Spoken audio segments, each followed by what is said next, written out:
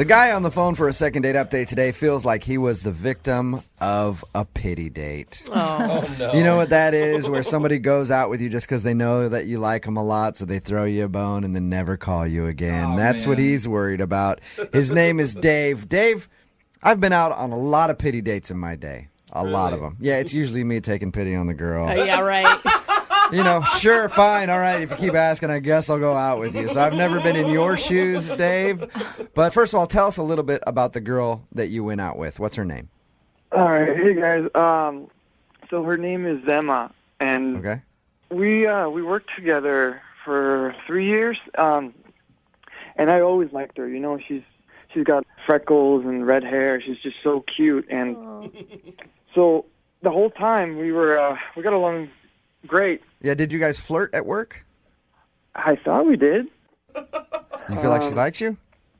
Well, she's no longer here, so I mean. Oh, she doesn't work with you So anymore? after your date, she quit. Well, she had put. Yeah, I guess. I mean, she put in. What do you? Okay, I'm very confused now, Dave. All right, your email said that she was a coworker. You guys work together. Yeah, but I mean, she found another job. She said she was leaving for another better job. Okay. And this is before your date or after your date? She found a job before our date, but she left like right after our date. Okay. All right. That was just the confusing part. So, did you feel like you guys were flirty at work when she was there? I did, yes. You did. Why Okay. did it take you 3 years to work up enough courage to ask her out?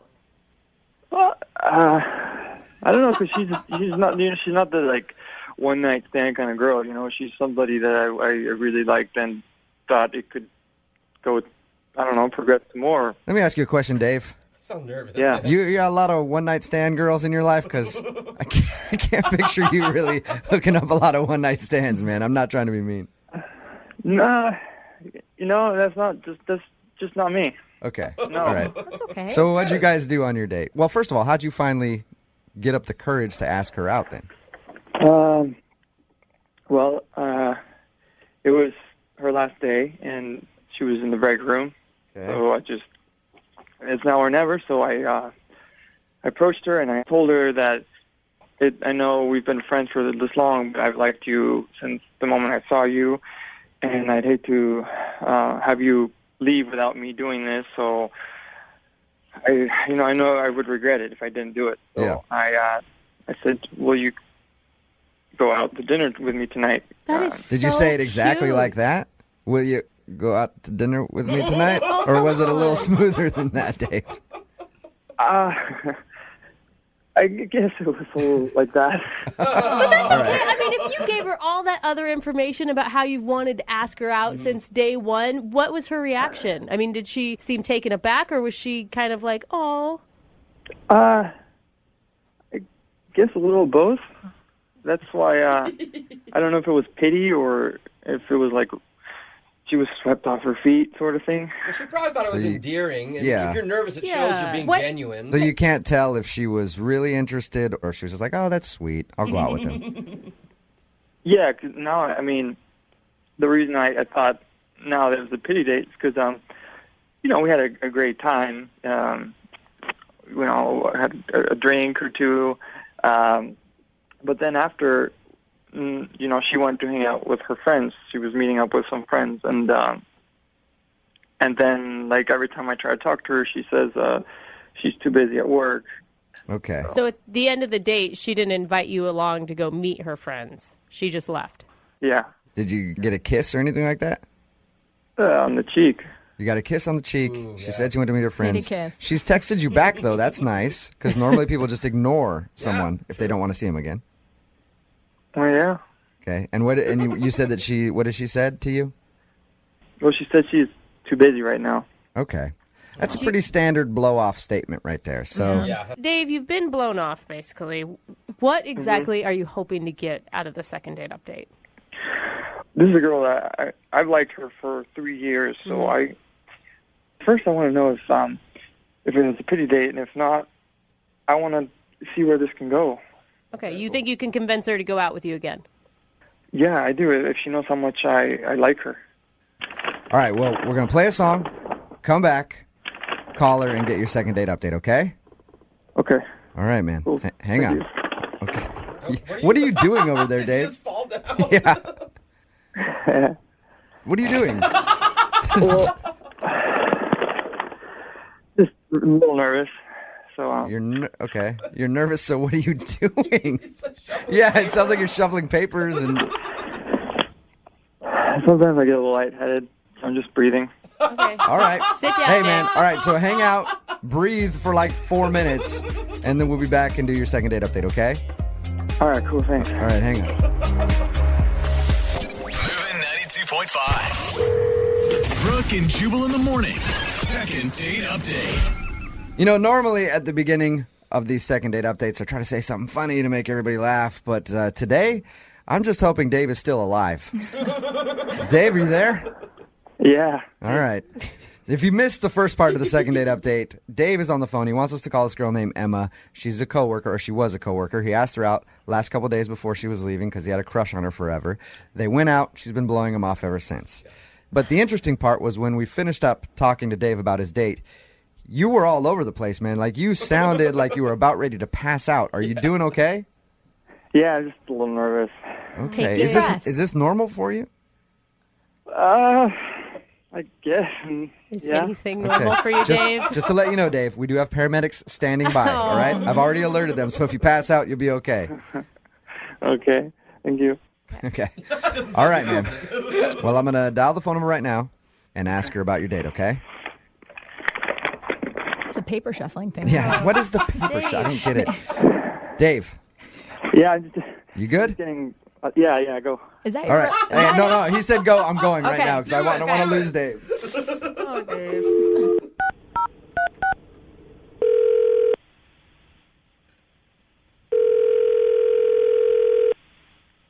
Hello, Hi, I was looking for Emma. this is Emma. Emma, how are you? This is Jubal from Brooke and Jubal in the morning. Okay. Okay. You ever listen to our radio show? No, I'm not really in the car at that time, so. Okay. Well, you recently went out on a date with one of our listeners, and he liked you a lot. So he wanted me to call you, see if I could get you on the phone, and ask why you've been blowing him off since you guys went out. Okay, who told you that? His name is Dave. Oh. You know Dave. You used to work with Dave. We've talked to him, and he's a very nice guy. But he's just curious if he did something wrong on your date, and that's why you've been kind of blowing him off, giving him the busy excuse. He's a really nice guy. He is a sweet person. He's not really my type of guy, but I really didn't even know we were going out on a date. Oh, When he did you asked think it was a friendship thing? Well, yeah, because we worked together for many years. And he's always so sweet to me. He'd always bring me coffee from the break room. And when I told him I was leaving, he looked really upset. And so I thought we'd hang out as coworkers since I was leaving. You know how people do that when people leave a job. You know what I mean? sure. Everyone gets together. Yeah. And I thought that's what he meant, and I thought that's what we were doing until the day of, and he was insisting on picking me up, which was a red flag where I was like, oh no, I think he thinks this is a date. Let me ask you a question, Emma. When we talked to Dave, he said he had a crush on you the whole time he was working with you. Did you know that he had a crush on you, or was that when it became obvious?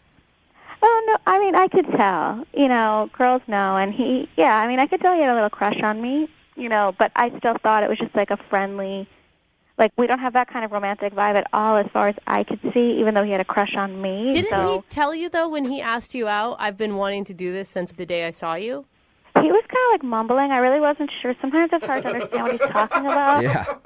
But I really thought it was a hangout until he insisted on picking me up at my house, and then he showed up with a dozen red roses, and so I was like, oh no, he definitely thought it was a date. Still could have been a work hangout at that point. I give all of my coworkers roses all the time. Jose loves it. So at that point you knew it was more than just a coworker hangout. I for 100% knew. Okay. Again, he is a really sweet person, and he was actually the nicest to me at my job out of anyone for the whole time I worked there. He sounds like a really nice guy. Yeah, he does. We've talked to him a little bit about your date, that you don't think it should have been a date, but did you enjoy it? It was so awkward, you guys. It was like he had the waitress put his plate like on the same side as me, so instead of sitting across like two regular people, he sat right next to me. All right, some people do that though. He's kind of an awkward dude, huh? I know him from being a coworker, and he's always kind of like mumbly and nervous and awkward. But again, he is a really nice person, so I didn't want to be, I wanted to let him down easy kind of thing, without hurting his feelings. But like I've never seen him so nervous. And probably because he likes you. Yeah. I guess so. I guess so. Is there anything attractive about him that if you were to step back and try to see him in a romantic light, could you? He's not the kind of guy I am attracted to generally, so... I bet you he's a stallion in the bedroom, Emma. You ever think about that? No. No, I don't think so. Well, would you be willing to at least tell him the reason why you've been kind of blowing him off instead of just saying that you're busy? Just let him know, hey, you're not really my type. I think that would be really awkward. Because... I do too, Emma, and that's why I want to make it happen, because Dave is actually on the phone listening right now. No, are you serious? Yep. I know I am a little nervous at first, but I could become the man you want me to be. Yeah, I don't think so, Dave. There's a lot of girls out there, and I think you should keep trying, to maybe find someone that's a better fit for you. Dave, are you okay, man? Yeah. Do you feel like she's making the wrong decision here? Well, yeah, I wouldn't do this if I didn't really like her.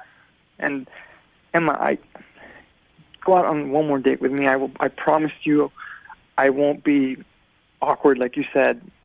Dave, I did have a nice time on our date, and I think we really do get along. It's just that you're so nervous, and you just seem to have so many anxieties that I'm not sure. Yeah, I know. I'm nervous, but this is just because I care about something so much that, this comes up. But, we always got along great, didn't we? We did get along really well. And you are you are a good-looking guy. Really? You think I'm really good-looking? Well, yeah. You are. You're just, a little nervous, but you are good-looking. You have a really, handsome face. See, Dave, you hear that? You're sexy. Yeah. Well, this is awesome. That's the way I feel when a girl calls me good-looking too, man.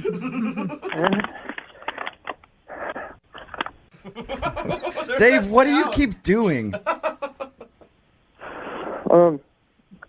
I'm just breathing. Okay. Emma, what do you think? I don't know. Hold on a second. Dave. Yeah. What are you doing, you dude? okay? You're making so much noise. I'll stop. No, what are you doing, though? Why are you making so much noise? It's a paper bag. A paper Sorry, bag? It's too loud. You're breathing into a paper bag? Yeah. Okay. But here, I'll put it down. Yeah, put the paper bag down for a second if you can, all right? Dave. Emma, would you like to go out on a second date with Dave? I will pay for it. Give him one more shot. He sounds like a great guy. He'll leave the paper bag at home so he won't be making so much noise. I would say this, that of all the guys I've ever dated, Dave is definitely probably the sweetest and most caring and considerate and nicest. He may not be polished and he's a little bit rough around the edges, but I know he would go to the ends of the earth for me, so... Well, then why not go out with him again? The ends of the earth for you? Jesus. That sounds like somebody I'd want to spend some time with. Yeah, I would. I really like you. Okay. I will go out on a date with you, Dave. There you go. Congratulations, Dave. Dave. Yeah. Congratulations. You got a second date. Ooh. You gonna be okay? Oh, Dave. Dave, are you breathing into the bag again, Dave? Well, now it's some excitement, man. All right, then keep breathing into the bag then. Brooke and Jubal in the morning. Brooke and Jubal's second date update. The girl on the phone for a second date update today had some very nice things to say about the guy that she went out with. In her email, she said he's different than the normal dudes she usually dates. He's kind of shy, kind of nervous, and not that good looking. What? Yeah, Lisa, that's really nice stuff to say about your date. I mean, I've never heard such a rave review about somebody. I mean, I meant to say he's not like the classic, like, beefcake dudes that I've gone out with. Like, he's cute, but he's not like... Yeah, That's but you didn't phrase it backpedaling. like that, Lisa. You phrased it, he's not that good looking. Okay. Well, I mean, he's cute. Like, once you know him, he's cute. Yeah. I take got it- you in a bad spot right now, huh, Lisa?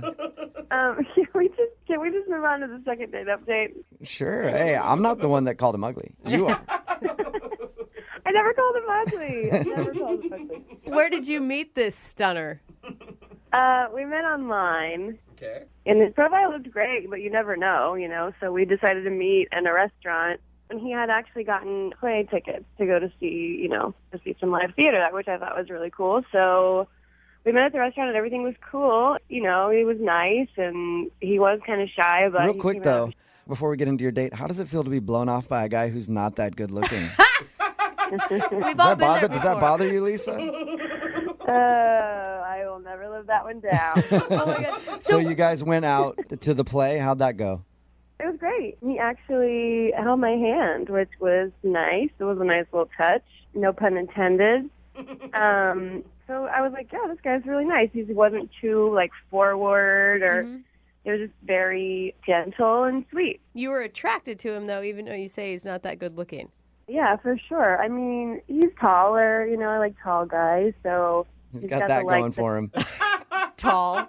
So what? He holds hands. Okay, so I mean, you obviously were able to look past the fact that he's not the normal meathead type guy that you usually go out with. Yeah, I mean, I've gone out with some guys who are just like they don't even know what holding the door is. It doesn't even occur to them. And he had that very chivalrous sort of put you first kind of attitude. So I liked it a lot. He seemed interested in you if he held your hand.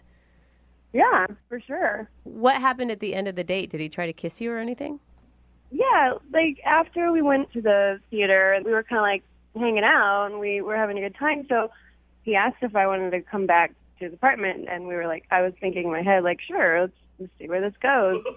And while we were there, we were drinking wine, and he was kind of talking and opening up a little bit, and he revealed something that was a little shocking to me, but it was okay. He told me that he was a virgin. Oh, really? Oh. That's kind That would have made me want to leave right there because virgins are the worst. Oh, stop it. No, seriously, though. They really are. I mean, it was okay. It was okay. And I guess the second part of the story is he is no longer a virgin. Oh. Shut up. You took his Wait a V minute. card, girl? Yeah, I mean, we had some wine. It felt right. So And you were like, "Let me show you how it's done. I'm an expert. Why don't you let Mama teach you?" Oh, my gosh. it definitely wasn't my plan. A little bit of wine in you, and then you were like, "Yeah, let's do this." It's kind of just the way it happened. Yeah. So how did he act after that? I mean, that's a huge deal, especially how old is he? Well, I'm 27. He's 26. 26. Okay, so a 26-year-old virgin, and you took his virginity. How did he act after that? I mean, other than just thanking you profusely. That's what I would have been doing.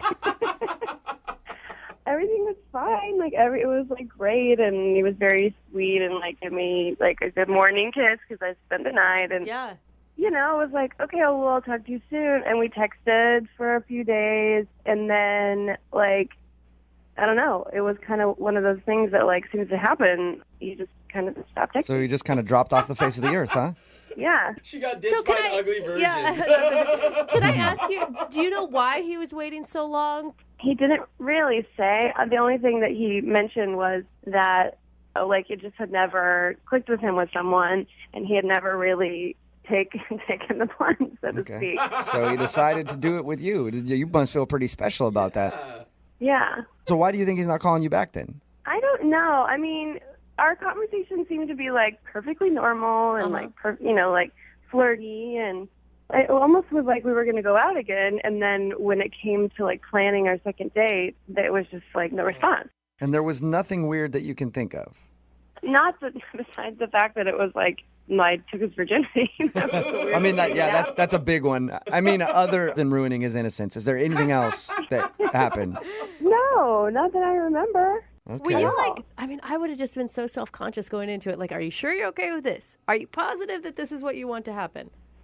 No, I was like, it's time. Yeah. It's going down. You're 26 years old. You've way passed the marker on that. I've got to take care of this for you. Let me help you out here. All right, well, we'll play a song, come back, call him, and get your second date update, all right? Okay, thank you guys. All right, hang on.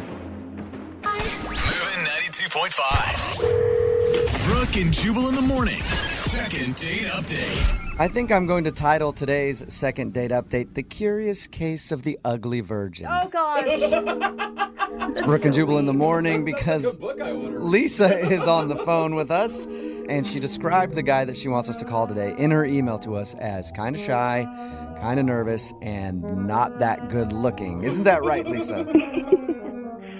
Oh, I don't even know why I'm doing this anymore. Because you want to get a hold of him. And I called him a virgin because Lisa took his virginity on their first date. So it is the curious case of the ugly virgin. Why is he not calling Lisa back? Lisa, I'm sorry to keep harping on all this stuff. It's just funny to me. And it's even more funny to me that now your business is out there for the world to hear. Glad to have made your morning. All right, I'm going to dial the phone number right now and see why he's not getting back to you, okay? Excellent. Here we go. The curious case. I'm going to write that children's book, Lisa. In your honor.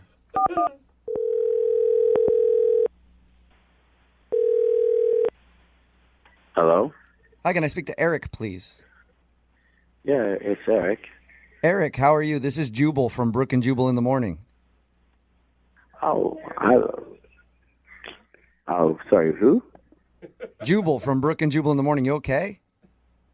Yeah, I'm just confused, sorry. Oh, no, that's all right. Wait, who are you guys? It's a morning radio show. Oh, okay. Ever hear of it? Nah, no. Okay. Listen, I wanted to take a few seconds of your time because we got an email from one of our listeners about you. About me? Mm-hmm. It's a girl that you recently went out on a date with. Wait, what? Yeah, you recently went out on a date with a girl named Lisa. And since your date, you haven't been calling her back. So she emailed us and asked if we could get you on the phone to find out if she did something wrong. Really? Yeah, it's a segment we do on our show called The Second Date Update. Oh, gosh. You mind talking to us for a second about your date? Nah, really, I don't really feel comfortable. I know you might not feel comfortable, but she really is curious. She thinks she did something wrong. It would help us at least put her mind at ease if she could know, like, hey, I'm just not really into her or whatever, you know? Why didn't she just call me? She says she's been trying to call you, but you haven't been getting back to her. Oh, yeah. Let me ask you a question, okay? She told us about your date. She told us how you guys went to the theater and back to your place, and then whatever happened. Wait, she told you all of that? Yes. Oh, gosh. Okay. You okay, man? I don't feel comfortable with you guys knowing all of that. Well, it's not like she told us. It's not like she told us she took your virginity or anything. Oh my Don't worry God, about Jubal. What? it. Yeah. It's okay. She It's told okay. us. She told us all about your date and how she took your virginity, and she thinks that's why you're not calling her back. Is that true? Oh my God. She only had really good things to say. Yeah, it's true. She took my virginity. Oh my gosh. So is that it? Is it just uncomfortable now and you don't want to see her again? I can't believe I'm talking about this on the radio. Sorry, what was that? Say that again, sorry. Is the virginity thing the reason that you're not calling her back? Is it just kind of uncomfortable and now you don't want to see her again? No, not really. I'm comfortable with seeing her again. It's just I don't want to come off like a bad guy or a bad person. Like a bad person? Yeah. Oh. Let me ask you a question. Did you lie about being a virgin in order to like... Oh, no. No, my mom told me never to lie. So you were a virgin? Yes, I was a virgin. Okay. Why would we think you're a bad person then?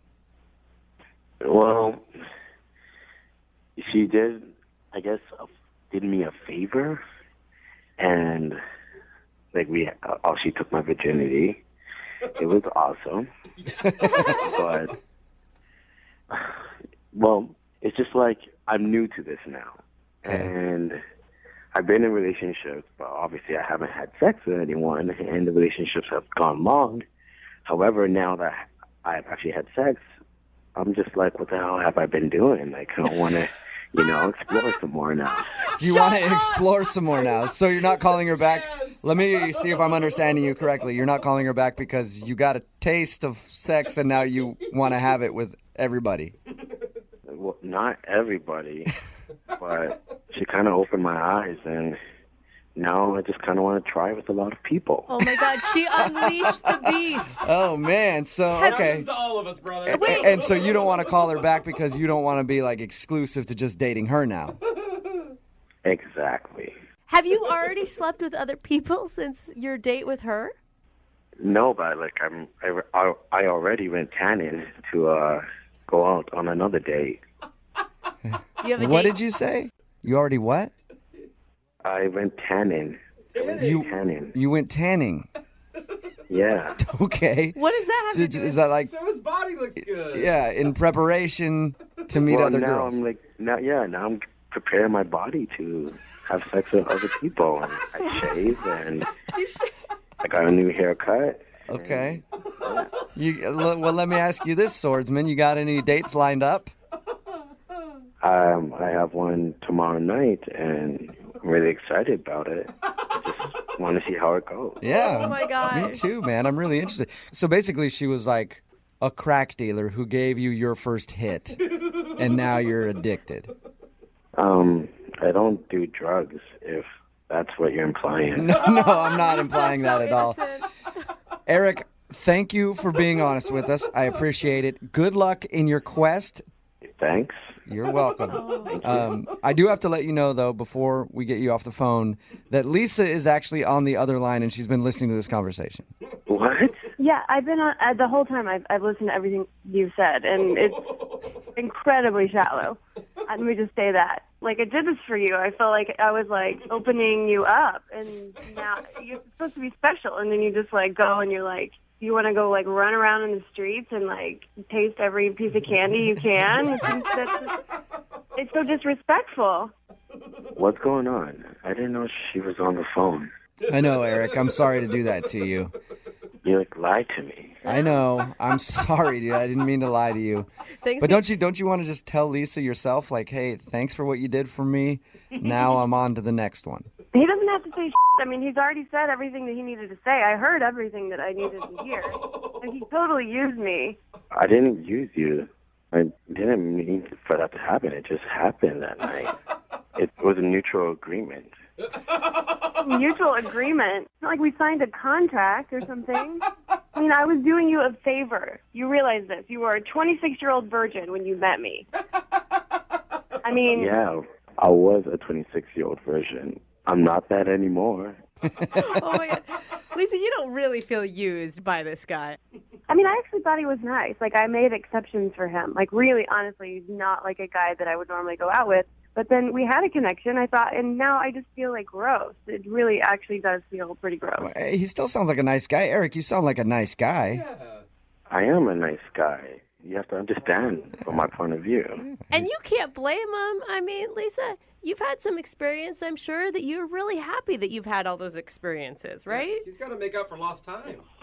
Well, Exactly. yeah, I mean, I guess so, but, it's like you have someone on lockdown. Like, okay, great, let's do this. Like, doesn't he think he needs a little more practice before he goes out in the world? And, like, if it's like your second time to ever have sex, someone's going to wonder if you are really that bad in bed. Are you saying you want to practice with me some more? Because I'm just saying I totally will.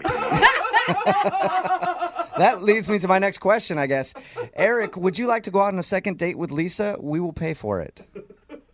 No, but I will go out on any other date, so and get some more fun. No, he doesn't get to turn me down now. I'm not asking anymore. Oh my gosh. Hey, we can hook up from time to time. We just can't be exclusive. I'm not asking you for that. I mean, no, I'm saying no.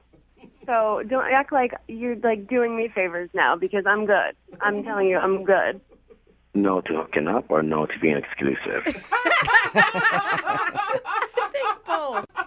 What is your deal? Like we have this thing, and you are a normal guy, and then all of a sudden you're gonna go out and like slay all these ladies. Like you're gonna just like spread your seed all over the world. All of a sudden, like you were shy. Like you wouldn't even hardly talk to me.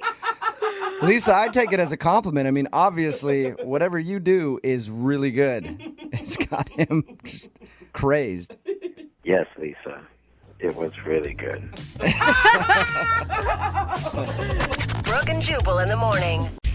The guy on the phone to do a second date update today had a very awkward moment on his first date that most people can relate to. Okay.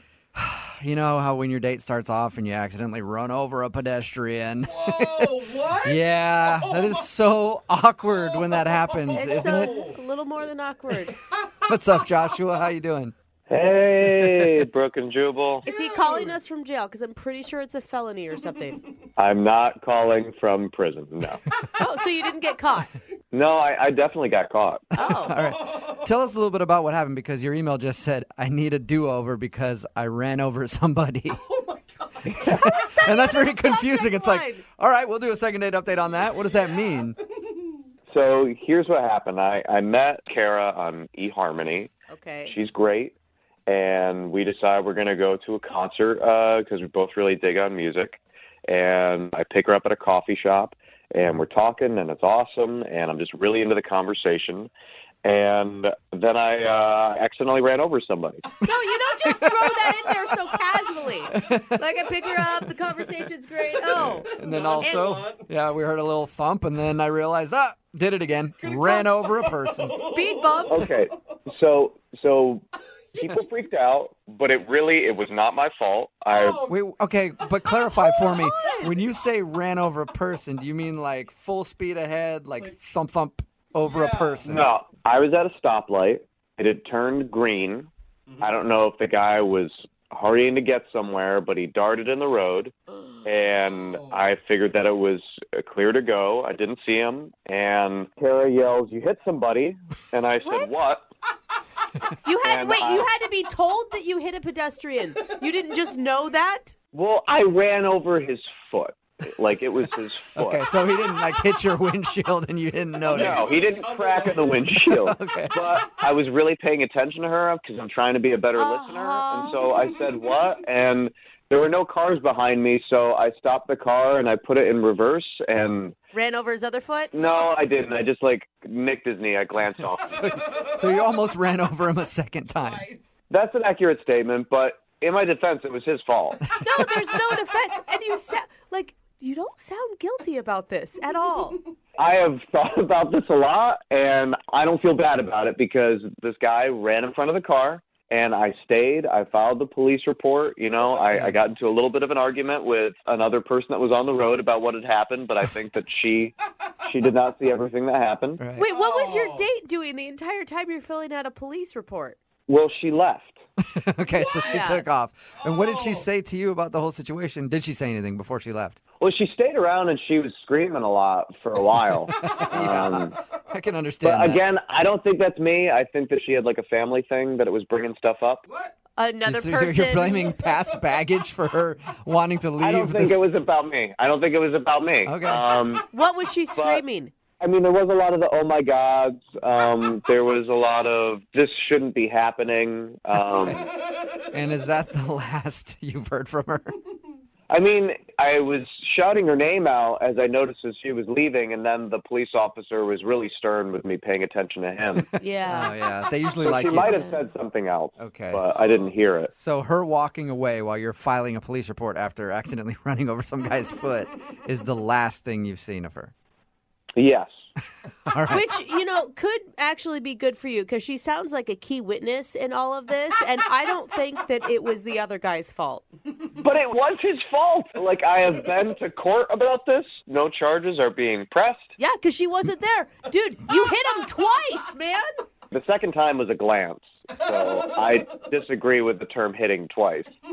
Look, it was an accident. It just happened to take place with a really cute girl on a first date, and I just need a do-over. And it will be a do-over where we take public transportation or... Is that because your license has been revoked? No, I still have my license. Okay. It's just provisional, so I cannot drive at night.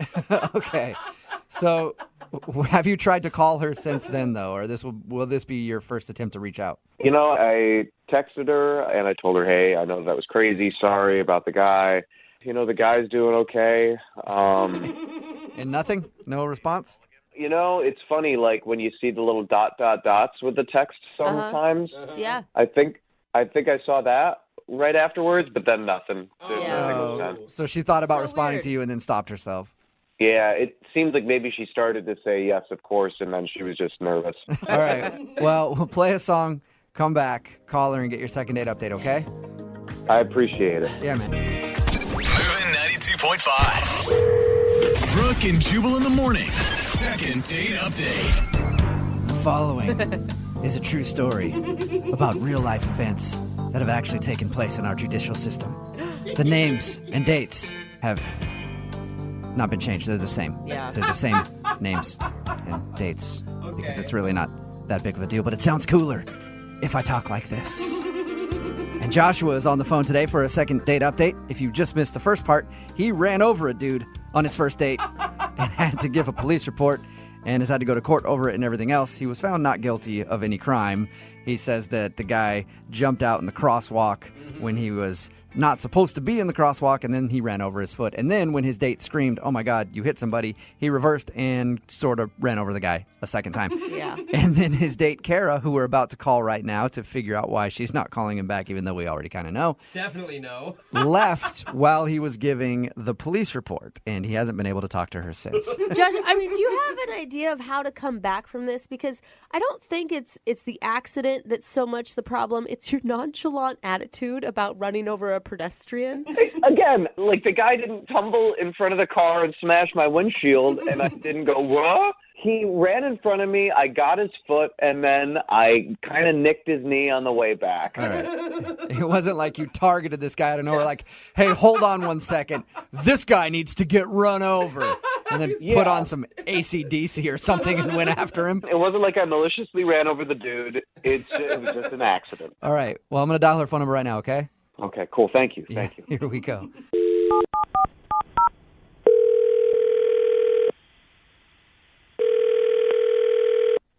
Hello. Hi, can I speak to Kara, please? This is Kara. Hey, Kara, how are you? This is Jubal from Brooke and Jubal in the morning. Great. This is weird. I can understand how you'd think that. I'm actually on the phone with you right now because we're doing a segment called the Second Date Update. And basically, we want to ask you some questions about a date that you went on recently with a guy named Joshua. Oh, my God. Yeah. Uh-oh. The thing is, he really liked you, and he asked us to call you and find out why you're not calling him back. What? Yeah. He wanted...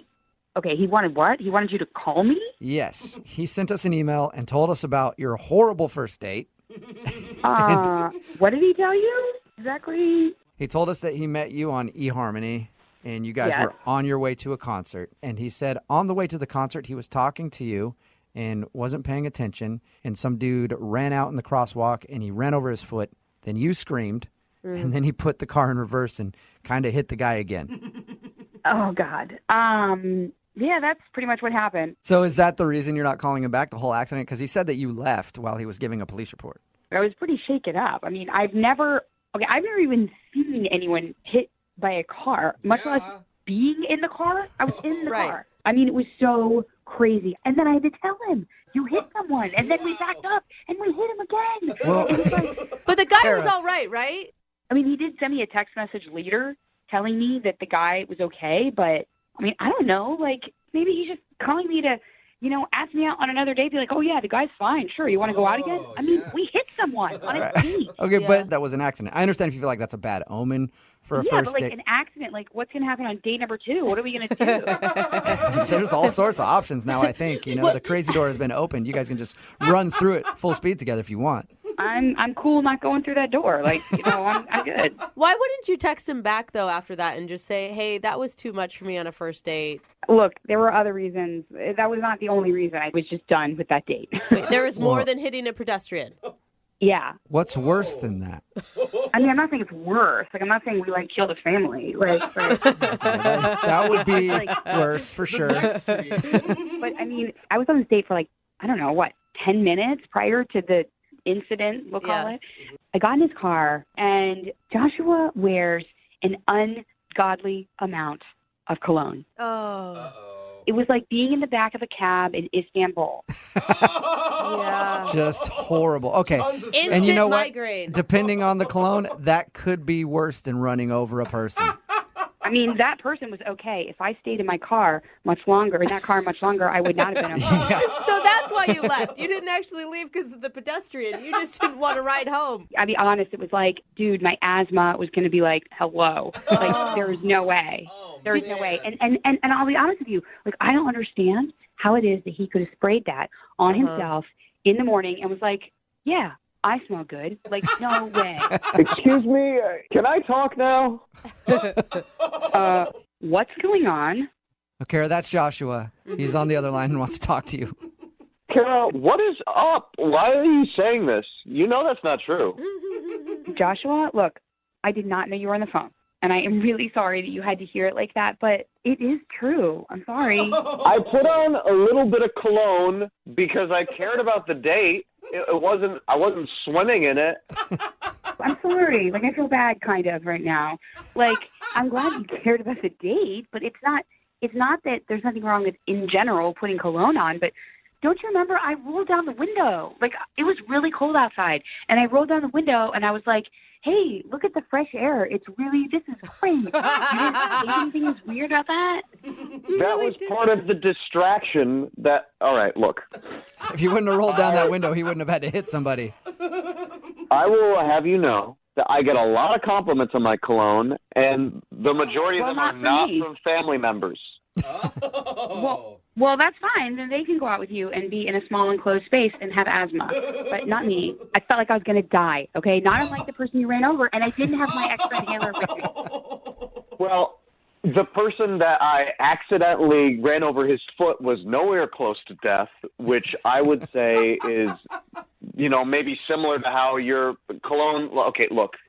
All right? Okay, fine. You're in such a predicament right now, Joshua. It's not about the cologne. I cannot wear cologne. I can change that, all right? I just think that I got a good vibe from you before all this stuff happened, and I'm sorry.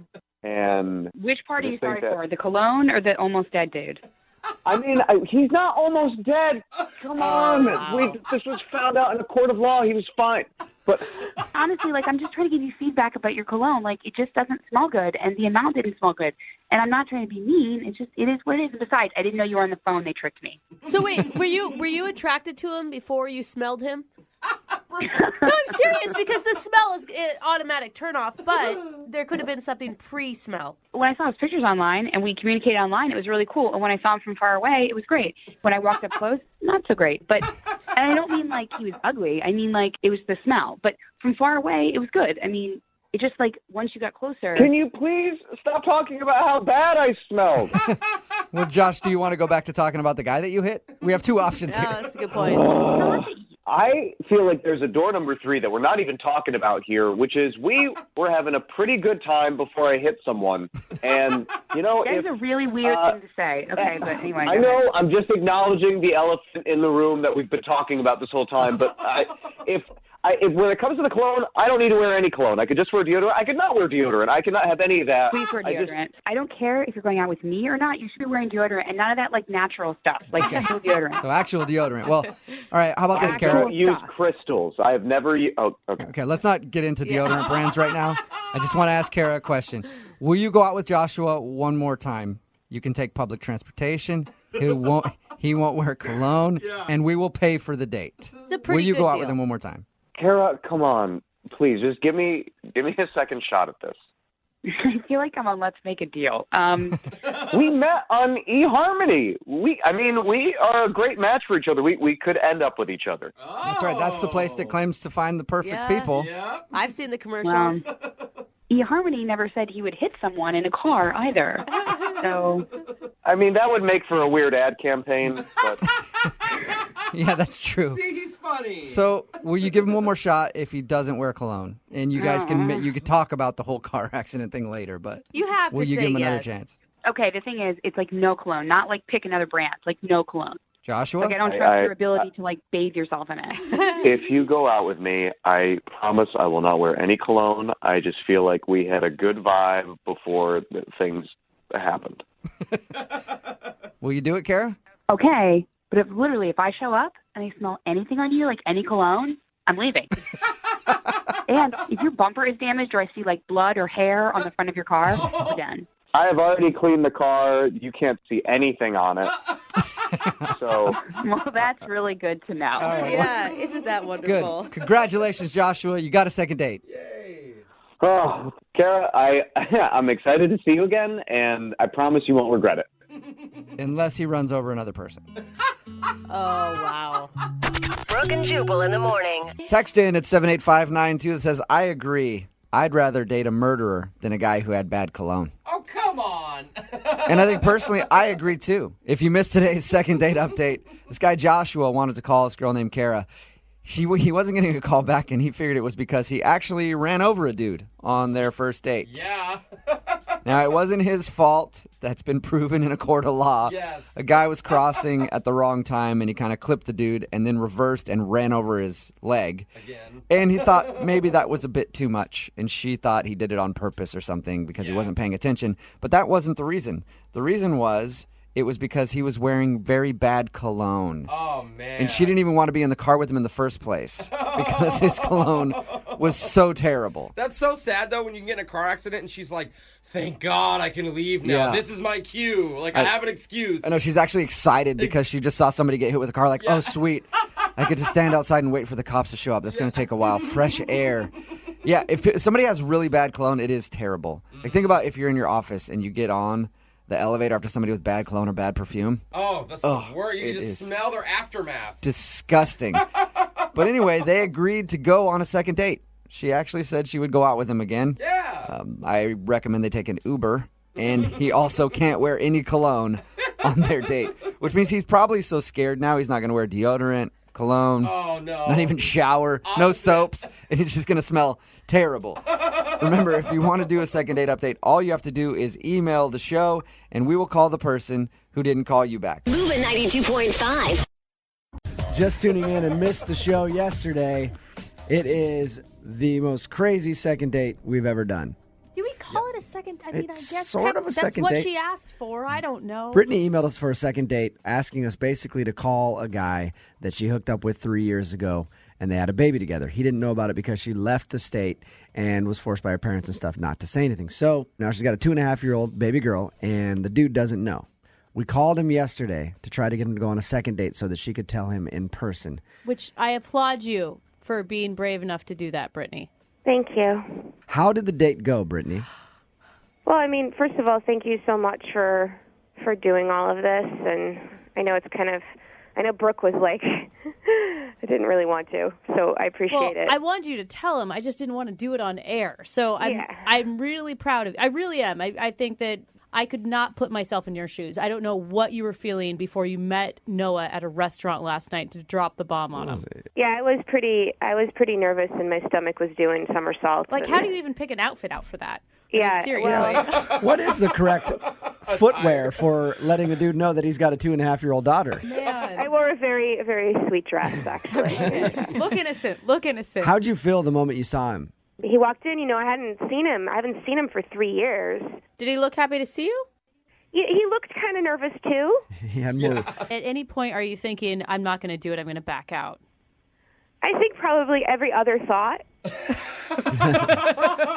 Could you even hear a word he was saying while you guys were eating dinner? Or is that all you were thinking about? Like, when is the right moment to drop that bomb on him?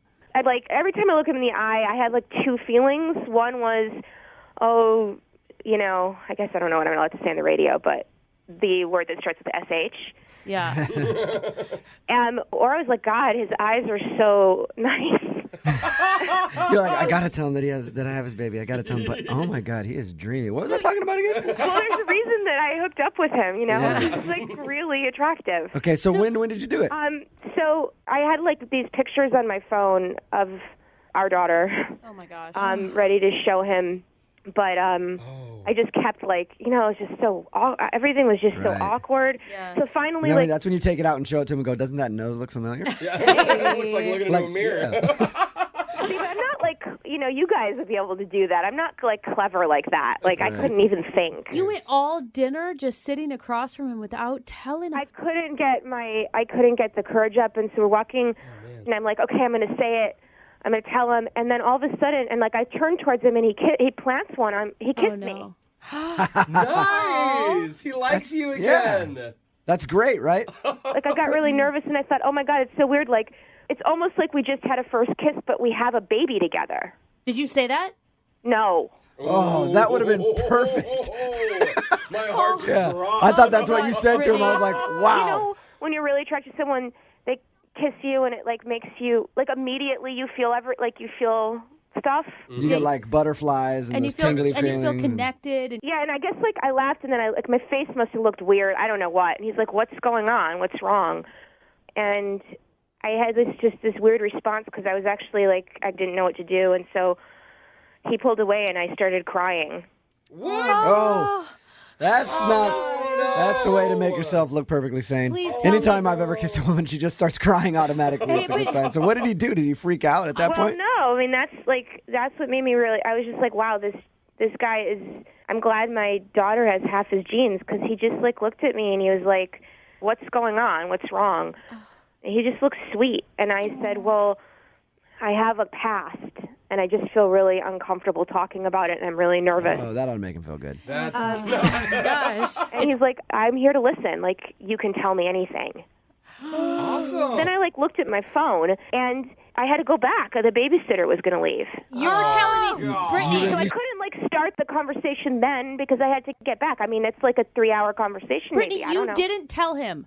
Well, so I didn't tell him, but then I got home and, I put my daughter to sleep and stuff, and, and I was just thinking about Noah, and so I wrote him an email, and I said everything on the email. Oh, you told him everything in an email. Sweet. That's one step down from text message. Good work. I was complimenting you on all of your courage. What the hell? But I feel like I couldn't bring him out again and then do it then. And what if I, scared again? So, I just was I got to do it. But I don't even know. I haven't gotten an email back. I don't even know if he's seen it. I don't. You sent when did you send the email? Late last night, around midnight. No. Okay, and you haven't heard from him yet? No. Oh my gosh. God. Brittany, This has made it worse. What did you just even say in the subject line? Oops, forgot to tell you something. All right, Brittany. Sit down, then open. Well, Brittany. we're going to play a song, come back, Oh. we'll get him on the phone, and then I guess ask him if you read your email. Oh, God. Okay. Okay, hold on. Moving 92.5. Brooke and Jubal in the mornings. Second date update. All right. The moment of truth is upon us. We just talked to Brittany a few minutes ago about her date last night with Noah. Noah is, of course, the guy that hooked up with Brittany 3 years ago, ended up getting her pregnant that night. He has no idea that he has a 2.5-year-old daughter, which is owned by Brittany. Oh, no, that's not the verb you use, Jubal. You own them until they're don't say- 18. So anyway, we were originally calling for a second date update. She wanted us to break the news to him live on the air. We said, how about we do a second date update, see if you can go out with the guy and break the news in person. He agreed to a second date. They went out last night, and she couldn't tell him on the date. Oh, my gosh, Brittany. She went home after he kissed her and sent him an email. Which we don't even know if he's received. No, because you haven't heard anything from him, right, Brittany? Yeah, no, I haven't yet. But can I just say, Brooke, like, I get where you're coming from and, like, giving me a hard time and everything, but this is just the hardest thing. This is harder than labor. Like, How is this harder than being a single mother for 2.5 years? I mean, you've done such a great job raising a kid and making it happen, and you're finally coming around and wanting to do the right thing. Yeah, so thanks. Yeah. At this I point, agree. honestly, This would be incredibly hard. Right, It's going to change. no It's one going to is saying change it's his easy. life. There's no easy way to do this. no one is saying it's easy. I know. All right, Brittany, we're going to call him right now, and I guess I'm just going to ask him how the date went. Brittany, you ready to call him? Mm-hmm. Okay. I guess. Oh, Brittany.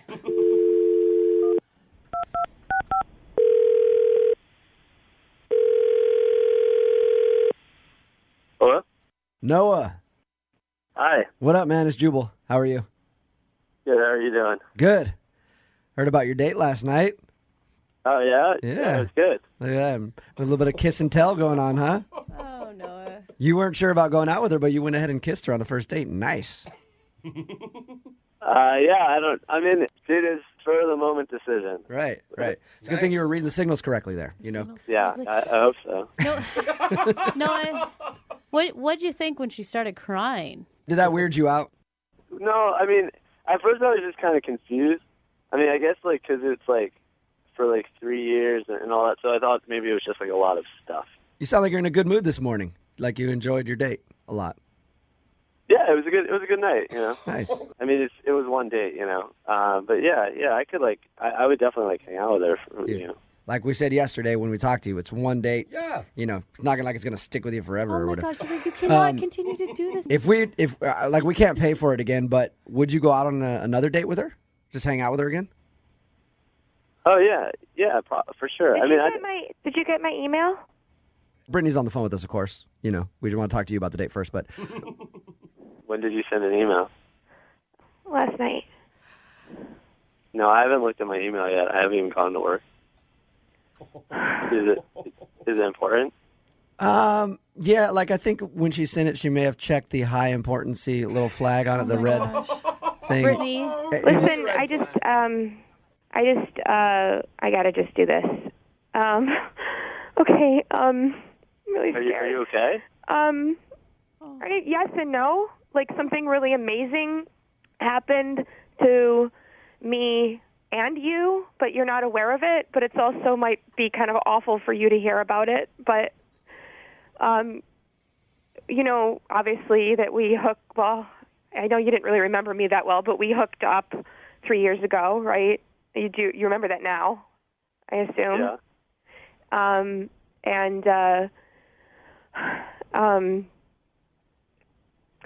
You have a daughter. Wait, what?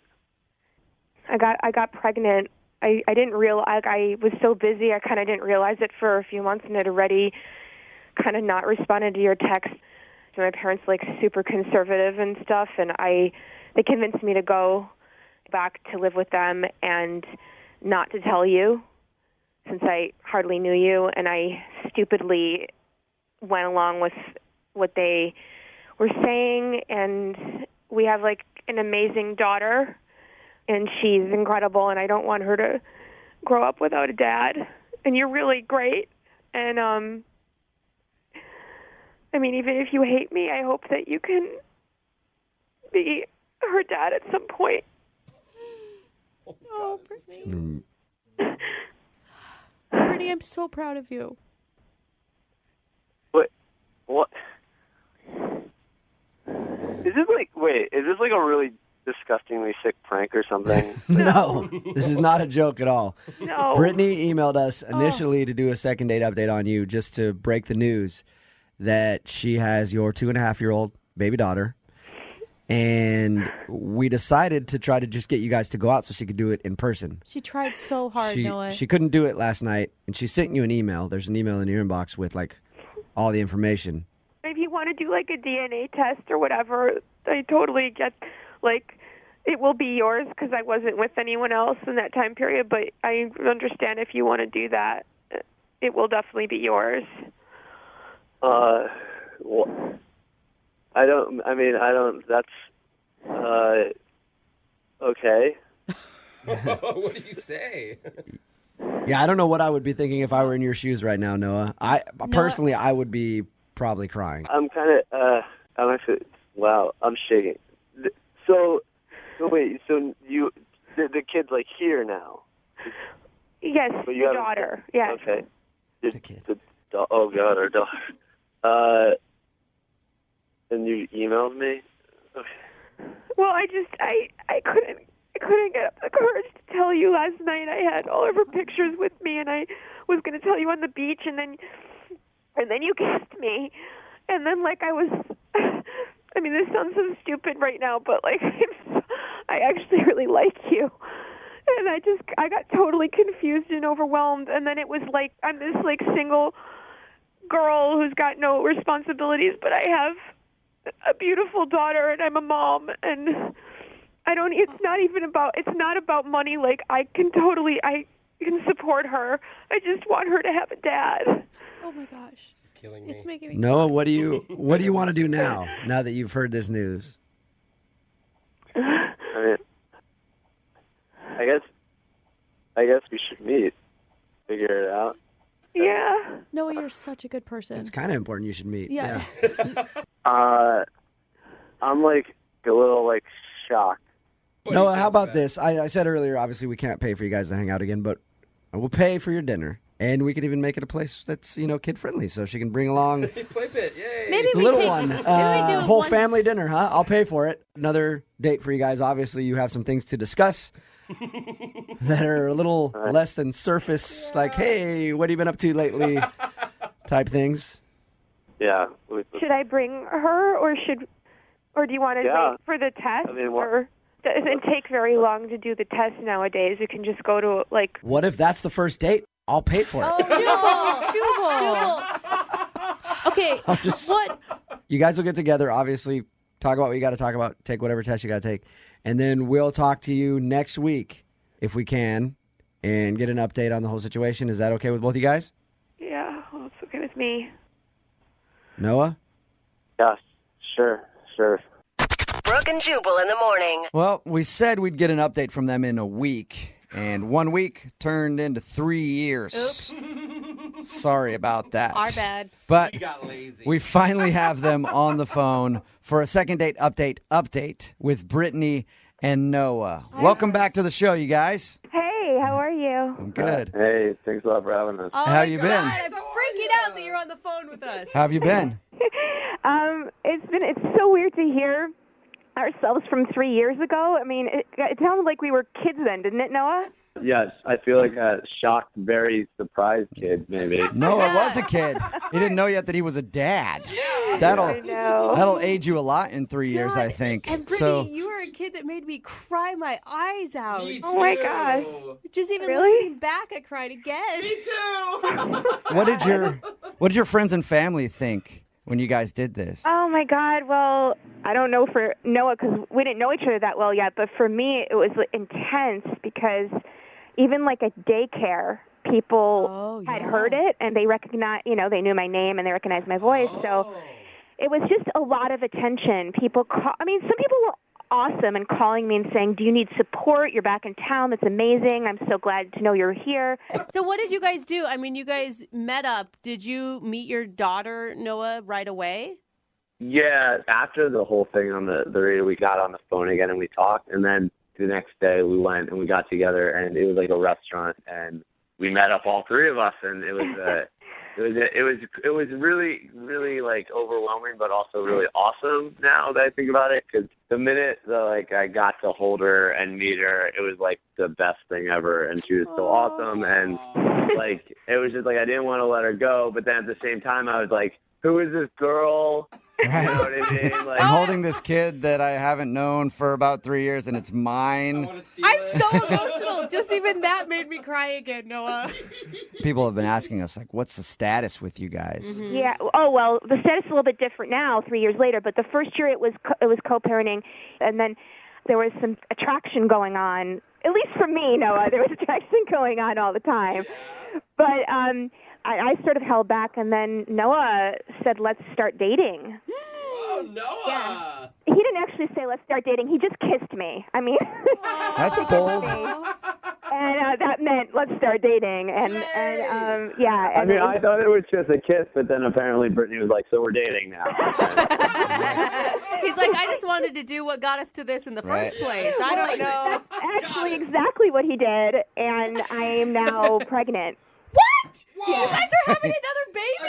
Yeah. Baby number 2. Wow. Man, you guys are potent together. Yeah, you are. Jeez. All right, so You sound like such good parents. congratulations. I guess there's another kid on the way. Yes. I'm actually really excited because I know about this one. You can actually be there. Yeah, that's cool. And can prepare for it. And he knows about all the bad things because I'm 13 weeks in, and it's been like 10 hours a day for me of nausea. Oh. And the whole time Noah's been like, man, this was so much easier the first time. Are you guys planning on getting married or anything? Or are you just going to just... I mean, you don't we're have just to. going to rush it all into one. Well, actually, we're not rushing it, but we decided we are going to get married. Nice. What? Oh All my right. God. And our daughter's going to be the flower girl, so that's going to be adorable. Oh, my Okay, well, that's disappointing. What? Oh, my Well, God. I was hoping that I would be the flower girl, but whatever. That's fine, you guys. I mean, we played a big role in this whole thing, you know? You did. And you know what? We're sorry we didn't contact you like immediately after that. You know, we talked to you a few years ago, but we just wanted private time, so we wanted to figure this out on our own and not continually get people asking us what was going on, you know? No, that's I have fine. the biggest smile on my face right now for you, too. I feel like from the mess that started, you guys have really made such wonderful decisions in your relationship. Oh, my God. Now I'm crying, and it's probably because I'm pregnant. Oh, my God. Good luck, you two, and keep us updated on the future because our audience is really interested in the whole thing. Like, I can't tell you how often we get hounded asking for updates from you guys. Now you're going to be an old married couple, so nobody will care anymore. But Congratulations. Thank you. All right. Thanks, guys. Brooke and Jubal in the morning. Brooke and Jubal's second date update.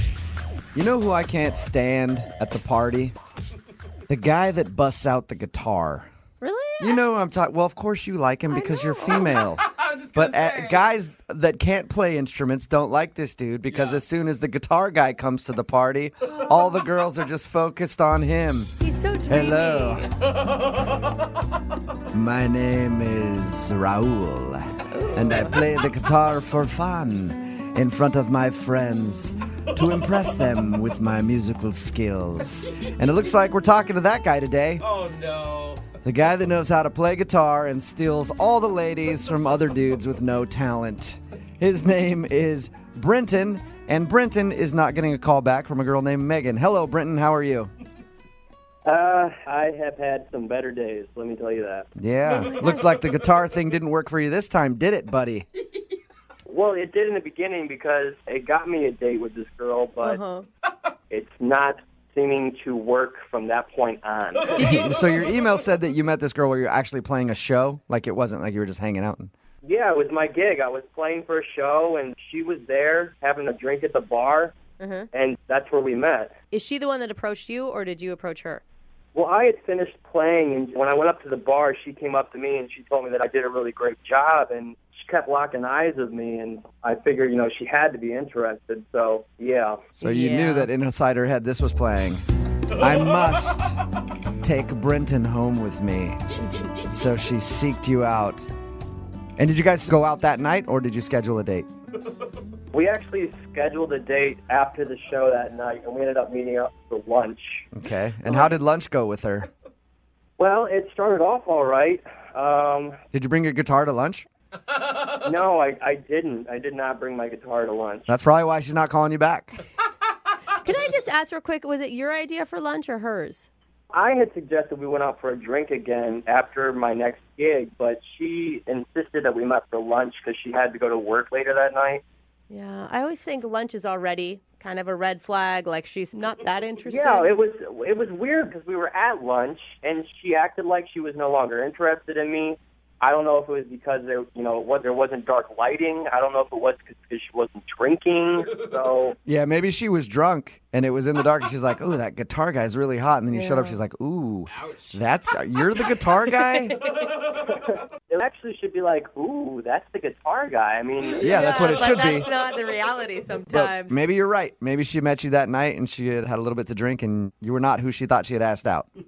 Well, I mean, if anything, she may have been lying to me then because we really did hit it off at the bar the first night. How did everything end with her? Well, I paid, hoping that would kind of put a little bit of icing on it, but Did you pay with your card or did you pay with a song? Guitar man. Yeah, I paid with cash. Oh, cash, yeah. That's lame. So with as hot and heavy as this date sounds, I'm guessing you did not get a kiss at the end of it.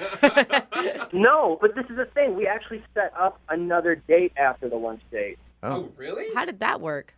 I told her that I was going to be playing at this next gig because I play at these small venues all around the city. And she was totally down, said she'd be there. I told her the time, and she said that she'd bring a friend and she'd show up. And so she didn't show up? No show, didn't pick up after when I called. She just basically fell off the face of the earth. So you haven't heard anything from her since you guys went out to lunch? No, I mean, I hate to say this, but for all I know, I mean, she could be dead. I don't know. Because that's the jump to conclusion you should make. No, you're right. In my experience, anytime a girl hasn't called me back, it's because she's died. And I feel like you and I are kind of kindred spirits like that, you know? Yeah. I mean, you probably have the bongos at the party. I'm the one with the guitar. Yeah. Jubal is totally the bongo guy, definitely. Women love it. All right, well, we'll play a song, come back, call her, and get your second date update, okay? Thanks, man. All right, man, hang on. Moving 92.5. Brooke and Jubal in the mornings. Second date update. We're in the middle of a second date update, and if you're just joining us, Brenton is on the phone. And Brenton is a guitar player. That's how he met the girl that he wants to call today. He met her at one of his shows. They hit it off, they met for lunch, and ever since lunch, she has not contacted him at all, even though he's tried. And Brenton just got done telling us that he and his guitar have bagged over 1,000 women. And now he's just trying to track her down because she's the one that got away. Isn't that right, Brenton? I never said that. Yes, you did. Poor Brenton. You said, "I have bagged 1,000 women, Jubal," and then you strummed your guitar. I heard you. I'm a one-woman kind of guy. I don't know. I bet you could bag 1,000 women if you wanted to because you play guitar. Well, I'm not doubting it, but I'm saying I'm not like... All right. Oh, Brenton, you're like adorably dorky, and I really like it. We're about to call... Thank you. What's her name? Her name's Megan, right? Yes, Megan. All right, we're about to call Megan right now. Any last thoughts before I dial her phone? Let's pray that she's kind to me. All right, here we go.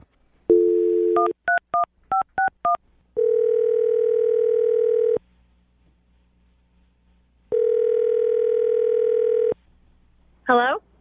Hi, can I speak to Megan, please? Speaking. Hi, Megan. This is Jubal from Brooke and Jubal in the Morning. How are you? You're from where? Brooke and Jubal in the Morning, the radio show? What radio show? That's the name of it. It's called Brooke and Jubal in the Morning. Okay. You're obviously a big-time listener, and I appreciate that. Let me thank you in advance. What do you want? I'm calling you because one of our listeners emailed us about you, and he asked me to get a hold of you. Okay, this is weird. It's a guy that you went out on a date with, and he's been trying to get a hold of you for a second date, but you're not calling him back. His name is Brenton. Do you remember meeting Brenton? Oh, Jesus. Yes. Whoa. Oh my gosh, Megan. All right, so it sounds like you don't really like Brenton very much. No. Okay. That was blunt. I'll just tell you what he told us. He said that you guys met at a gig where he was playing guitar. You seemed really into him, and then you went out to lunch, and during lunch you got cold and seemed upset with him, and then just haven't called him back, haven't made any effort for another date or anything.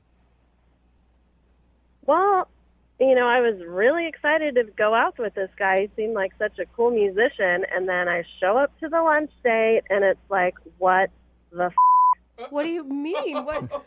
He was still the same guy, right? Yeah. No, he was not the same guy. Oh, all right. Here's one of the things that he told us he thinks it might be. He thought that maybe that night when you met him, when he was playing guitar in the dark, he looked hot. And then you saw him in broad daylight, and you were like, oh, my God, he's ugly. Oh. Is that what happened? Well, I mean, like, he's a good-looking guy. Like, he looks fine, but just the way he was dressed. The way he was dressed? So he's a bad dresser. I mean, he comes in and he's wearing slacks and a button-up shirt. Well, it's during the day, and he probably has a job. Isn't that a good thing? Or dressing up for the date? He's supposed to be this hot musician, though. So it was his clothes? I mean, I'm trying to figure out, what it is. And within 5 minutes of talking to him, I realized he's a f***ing programmer. A what? What? A programmer? What is a programmer? Oh, come on. You know what a programmer is. I actually have no idea. What is that? These middle-aged white guy tech nerds that are just f***ing taking over the city.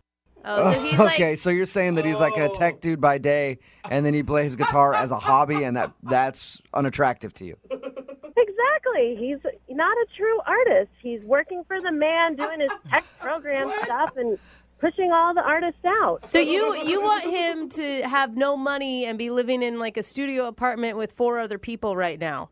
Not necessarily, but he should be trying to work for it and trying to be an artist. If he's an artist, he shouldn't be working a day job. So you don't think he should perpetrate at night and try to play guitar and act like an artist when he actually is part of the corporate world? This guy is exactly what we don't need in the city. He is such a fake. They're taking over the city and ruining it. Wait, why are you so passionate about this? What do you do for a living? I'm just curious. I'm an artist. Okay. What's your medium? What do you do? I create visual art and sculpture. And that's all you do? Yes. Okay. I am in the struggle. I'm working at it. Not that you would understand that.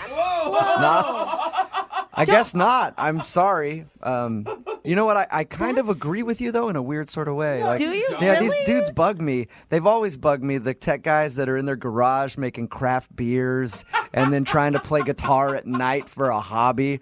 I kind of understand what you're getting at, Megan. I'm maybe not as passionate as you are about it, but I guess I sort of understand what you mean. The city's just overrun. Traffic is worse. They're moving into the city. Rents are going up because they all want to come live in a cool downtown loft. My friends are getting kicked out. It's just they're ruining the f***ing city. They're all over the f***ing place. These stupid programmers. I can't even ride my bike down to the store because these f***ers are taking up the whole road with their f***ing fancy cars. They're all up in the f***ing way. Okay. So That's pretty harsh. thank you for being honest with us. I appreciate that. Well, I don't know what else to f***ing tell you. This guy's a douche. No, hey, that's all you needed to tell us. That's all we were calling to find out is why you weren't getting back to him. I should also let you know that Brenton is actually listening to this conversation, though. What the f***? I can't believe you're judging me because I make a living so I can do my art. You're not an artist, Brenton. You're a f***ing hobbyist. It's so unattractive. This is absurd. Megan, don't you think you're being like a little closed-minded? No, I'm not closed-minded. It's these f***ing programmers who think that they can just run the world and squish all of the artists out and think that they can just dabble in it at night. But wasn't he a pretty good guitarist? I mean, he was okay. You liked him. You liked him when you first met him. Yeah. This is just bullshit. I feel tricked. I feel like you tricked me. I tricked you? I got catfished by a f***ing programmer. How do you think I feel here? Oh my God, she is so upset. Megan, I do have to ask you, and I think I know your answer, but I have to ask the question anyway. Would you like to go on a second date with Brenton? We will pay for it. Oh, no. You sure?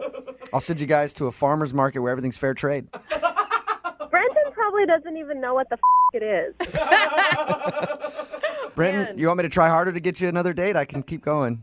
That's fine, Megan. You don't have to take another date with me because I can get wherever I want with my guitar. Whoa. Not an artist like me. You're never going to get this. Oh, my God. Wow. Why don't you just go do one of your other programmer friends, Brenton? Well, when you're a true artist, there is no sexual preference. You just take what is given. Wherever the wind blows you, you go. Right, Megan? I'm done.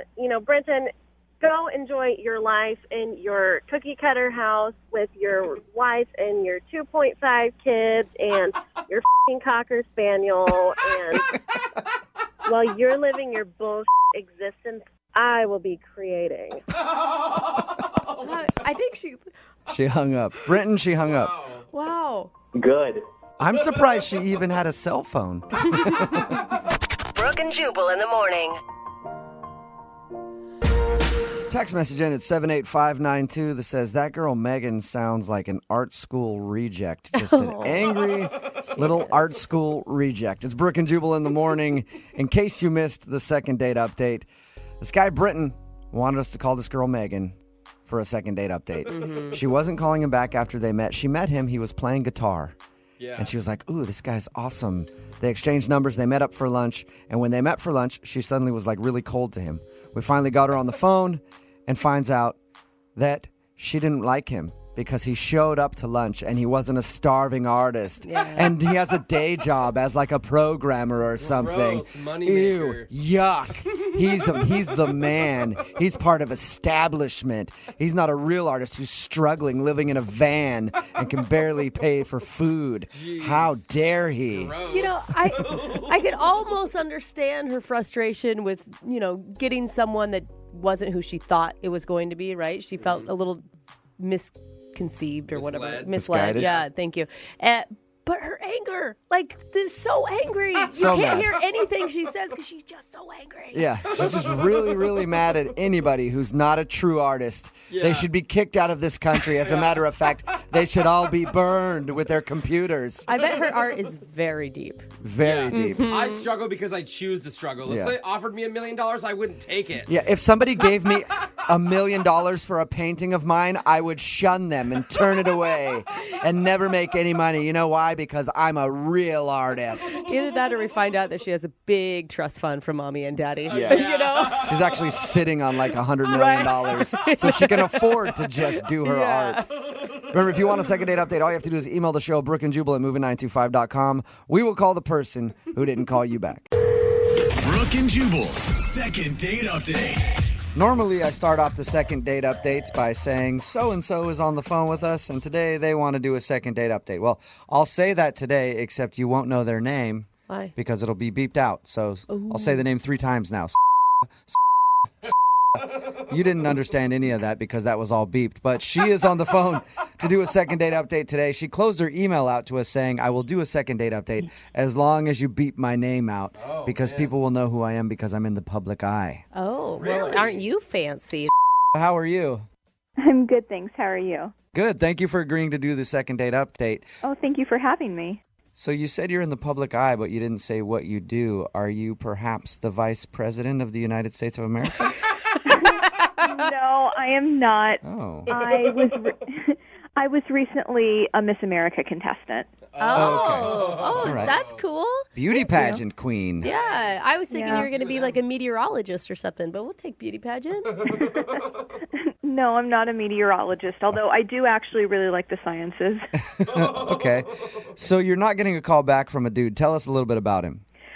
Well, I haven't been on a date in a little while. I've been having trouble meeting someone. I just haven't met the right person. And I would imagine for somebody like you probably meet a lot of creepy dudes who want to date you just because you're a beauty pageant contestant and you've competed in Miss America and stuff like that. I want to date her. I wanna know her. And then honestly, my day-to-day life, because there is a lot of work that goes into beauty pageants, there's not a lot of guys around, to like meet at work sort of a thing. So you just meet creepy dudes when you're signing autographs, basically. Yeah. All right. So you really like this guy, though? I did. My friend convinced me very much against my will to try out a dating app. Okay. I've heard such awful stories that I was terrified to try doing it. But I tried it, and I met this guy, and he was really cute, and he seemed really sweet. And we ended up going out on a date, and it turned out to be a really, at least what I thought was a really, really great date. Did he know that you were a Miss America contestant? If he did, he didn't say anything, and I didn't bring up the whole pageant thing because I just didn't want to go there on a first date. I thought that would be a little weird for a lot of reasons. You didn't show up in a sash with a crown. No, I didn't do that. See, that's what I would have done, definitely, if I was in your position. So what'd you guys do when you went out? We met at a bar and had a drink and hit it off, and we had lots of great conversation. And it turned into dinner, and it turned into us having, a nice evening together. And then he asked me if he could walk me back to my car, and I said sure. And I ended up kissing him, which I've never done on a first date before. So he didn't kiss you, you kissed him. No, I guess I let him kiss me. We kissed. I was picturing you grabbing him by the shoulders and slamming him up against his car. No. That's hot. Why not? No. We kissed. I've never done that before. I don't know if he thinks. Saying I don't usually do that is code for I do that all the time. I know, but in this case it's true. I've literally never kissed anybody on a first date ever. Did you tell him that after you kissed him? Not in so many words, but I don't know if he thinks that I'm just a hookup girl or something. I'm totally overanalyzing this, but I thought we had a great time, and I sent him a text the next day just saying, "Hey, had a great time. It was nice to meet you." And nothing happened, and so I waited a few more days, and then I just said, "Hey, hope you're doing okay," and still nothing. So you just haven't heard anything back from him at all since your date? No. Did you try texting him in all caps? I'm a damn former Miss America contestant. How dare you turn me down? No. Okay, that might work. Do you think that there's a chance he could be intimidated by you? That's honestly, I've encountered that, and it's one of the reasons that I didn't want to say anything. But I don't think he knows that I am. I didn't mention anything about it. And so if he knew on his own, he knew going into the date. So, but you're a pretty well-spoken person. So Oh, well, thank you. Yeah. Nothing makes me not want to call a girl back more than her being well-spoken. I'm just saying, some guys worst. are worried that the girl has outsmarted them or something. Pretty and smart. Yeah, exactly. I hope it's not the case. If it's so, then he's not the guy for me. Yeah. But it's interesting with the whole pageant thing because I'm fortunate that I'm attractive, but it's kind of a double-edged sword because a lot of times that's all people see me as. I feel your pain there. I get that all the time, and I'm like, you know what? I'm more than just good looks. I have a brain, too. If you would take a second and just talk to me rather than just oogle me nonstop. It's a tough thing that we have to deal with. So did anything out of the ordinary at all happen on your date? Nothing overt. I've been, kind of obsessing over the details and trying to think what it might be, and we didn't really have a lot in common. We still had a great time, but we didn't seem to have a lot of specific things in common in our lives. Okay. So. Okay, well, we'll play a song, come back, call him, and get your second date update, all right? Okay. Okay, just hang on. Moving 92.5. Brooke and Jubal in the mornings. Second date update. Welcome back to today's second date update, where we're joined by royalty this morning. That's right. Is on the phone with us. The name is beeped out because she doesn't want her name revealed to the public because she is in the spotlight quite often as the queen of the universe. That's not it at all. At least the queen of whatever pageant that she's currently competing in to win. In case you missed the first part of today's second date updates. is on the phone with us. She doesn't want her name revealed because she's a former Miss America contestant. She went out on a date with a guy named Chris. Chris isn't calling her back. She said everything on the date went fine, and she can't think of any reason that he's not calling her back other than the fact that they kissed on the first date, which is something she doesn't normally do. She thinks he might think that she's a little too forward. And what was the other reason? We didn't really seem to have a lot in common in general, but... Well, nobody has anything in common with you because you are royalty. It's hard to find common ground with a commoner. Am I right? Oh, man. What kingdom are you from, Prince? Oh, you're not from a kingdom. Oh, I'm so sorry. All right, I'm going to dial the phone number right now, get him on the phone, and find out why he's not calling you back, okay? Okay, thank you. Here we go.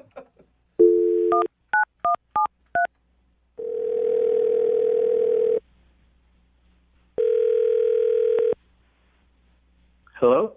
Hi, can I speak to Chris, please? Speaking. Hey, Chris, how are you? This is Jubal from Brooke and Jubal in the Morning. I'm sorry, who? Jubal from Brooke and Jubal in the Morning. I'm calling you because you recently went out on a date with one of our listeners, and they emailed me asking if I could get you on the phone to talk to you about that date. What? I know, right? Yeah. It's called the Second Date Update. It's a segment that we do on our show where if you go out on a date with somebody and don't call them back, they email us to see if we can get you on the phone and ask why. Her name is... Oh, man. Did you not like... Yeah, I mean, do you guys make a lot of these calls? We do, actually. Usually things work out for the best. People end up hashing things out and go out on another date at the end of the phone call. So just wanted to know if she did anything wrong on the date and why you're not calling her back. No, I mean, yeah, I don't know. It was fine, I guess. Fine, I guess. So not impressive enough to have you want to go out with her again. Honestly, she was just, like, kind of annoying. What? She was annoying? Yeah, like, she was, I mean, it was, like, an okay date. It's just, like, she's just kind of one of those annoying, like, fake people. Fake? Whoa. Why was she fake? Like, she was trying too hard, you know? Like, it was like she was put together and everything, but she was just, like, trying really hard and was kind of, like, annoying. If she Kind of annoying. So she didn't seem genuine to you. Yeah, and also she had, like, a really annoying laugh. We talked to her on the phone because we talk to the people when they want us to do one of these second date updates, and I didn't notice her having an annoying laugh. Oh, I mean, I don't know what to say. Maybe, like, it's more annoying in person, or maybe she was, like, fake laughing with me. Either way, I was like, what is going on? But if she was so annoying, why would you kiss her at the end of the date? I mean, that totally gives her the wrong impression. I mean, don't get me wrong. She was a really pretty girl, so I wasn't really going to, you know, pass up on a kiss with a pretty girl. That makes sense. Yeah. That does make sense. Right? Like, it was there, so I thought, all right, cool. But, you know, kind of going forward, she's not really the girl for me. Like, she's kind of trying too hard and too put together. You know, it just wasn't, like, good chemistry. Okay, so you're not calling her back because she seemed fake and she has an annoying laugh. Yeah, and she also wasn't that funny either. Wow. That's the worst. Somebody who has an annoying laugh and then can't crack a joke. Am I right? Yeah. No, and I'm always looking for girls who have a really good sense of humor who can make me laugh. And so it was kind of like a disappointment. So you know what? She did tell us that she's really busy and she doesn't date a lot. So maybe she was seeming fake, or you got that vibe from her because she doesn't go out very much and doesn't really know how to date. Yeah, but, like, that's not that cool either. All right. So you just didn't like her and you thought she was kind of annoying, if I'm going to just wrap it all up in a nutshell. Yeah, like, to be totally blunt. See, we thought you weren't calling her back because you maybe got home and Googled her and found out that she was in pageants and stuff like that and thought they were stupid or something. Yeah. I don't know what you're talking about. She's in beauty pageants and stuff like that. You said she was pretty. She actually a former Miss America contestant. She didn't say anything about it on the date. Well, you know what? Would you like to talk to her? Actually, maybe I should just text her and see what's up with that. What? You know what? You don't need to text her. You can actually talk to her right now because she's on the other line listening. What? Wait. Yeah. Say hi to Chris. Hey. Hey, what's up? Sorry I was so annoying on our date. No, I don't think it was like that exactly. You know, I think it was maybe just like... No, you seem pretty clear about it. I don't know. I think that's really a misunderstanding because honestly, first dates can be kind of hard to read. As somebody who's been in pageants, I know how to wind an answer your way pretty well, and you're doing a pretty bad job of it right now. No. I think you just misunderstood what I was saying. I was just saying that that we couldn't really connect for whatever reason. But I think that honestly, if we had another date, we could actually talk. And, honestly, I mean, didn't you actually hear me say that I wanted to text you again? Yes, I did hear that after you found out that I was a beauty pageant girl. That honestly has nothing to do with it. Chris, you're being so obvious right now. You're telling me you just had a change of heart out of the blue. No, it's not out of the blue. It's just made me rethink things about kind of who you are and what you're about. You could have more going on than I I'm realized. actually really curious to know the answer to this. How does finding out that I'm a pageant girl make you reevaluate me as a person? I'm really curious what new insights it gave you. Well, because it's cool, because you can you have to stand up in front of the audience. It takes a lot of bravery and it takes a lot of heart. And also, I'm sure you don't date a lot because of your busy schedule. That's what they told you.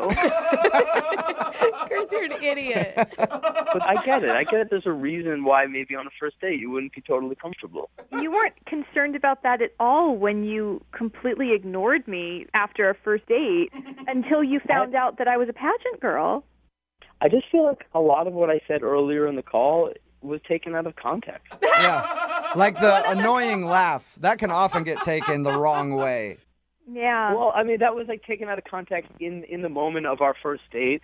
We didn't laugh as much as I wanted to, but I know you have to be funny in order. Was there a quota that you were trying to fill? I just I think that maybe we could laugh more. Dude, if I were you, I'd be pissed. Are you pissed? I'm feeling disappointed because I thought he was really attractive, and I thought we had maybe some prospects for the future, but apparently, I don't even know. I think maybe we could have some prospects for the future. Honestly, I think you guys could too. Chris, would you like to go out on a second date with?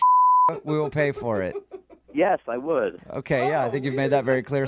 Are you interested in going out with Chris again? I'm going to be totally honest. If he had stuck to his guns about I was a kind of annoying on the date or whatnot and let's give it another chance when I'm not as nervous, I totally would have gone out with you again. But the fact that you did such a 180 because of something to do with the way I look, that's just insulting to me. Yeah. Oh, man. Brooke and Jubal's second date update. Today, a listener named Justin is on the phone for a second date update, and his email said that he's shocked he's not getting a call back because apparently doesn't happen very often for Justin. So, Justin, what's up, man? How are you? Hey, how you guys doing? Not too bad. So your email said that, well, what's the girl's name who isn't calling you back, by the way? Erica. Erica, all right. So you said that Erica isn't calling you back, and you're shocked by that. You don't get a lot of people blowing you off. Is that it? Yeah, pretty much. What are you, like a model? Well, I mean, I'm a bartender, a former male model.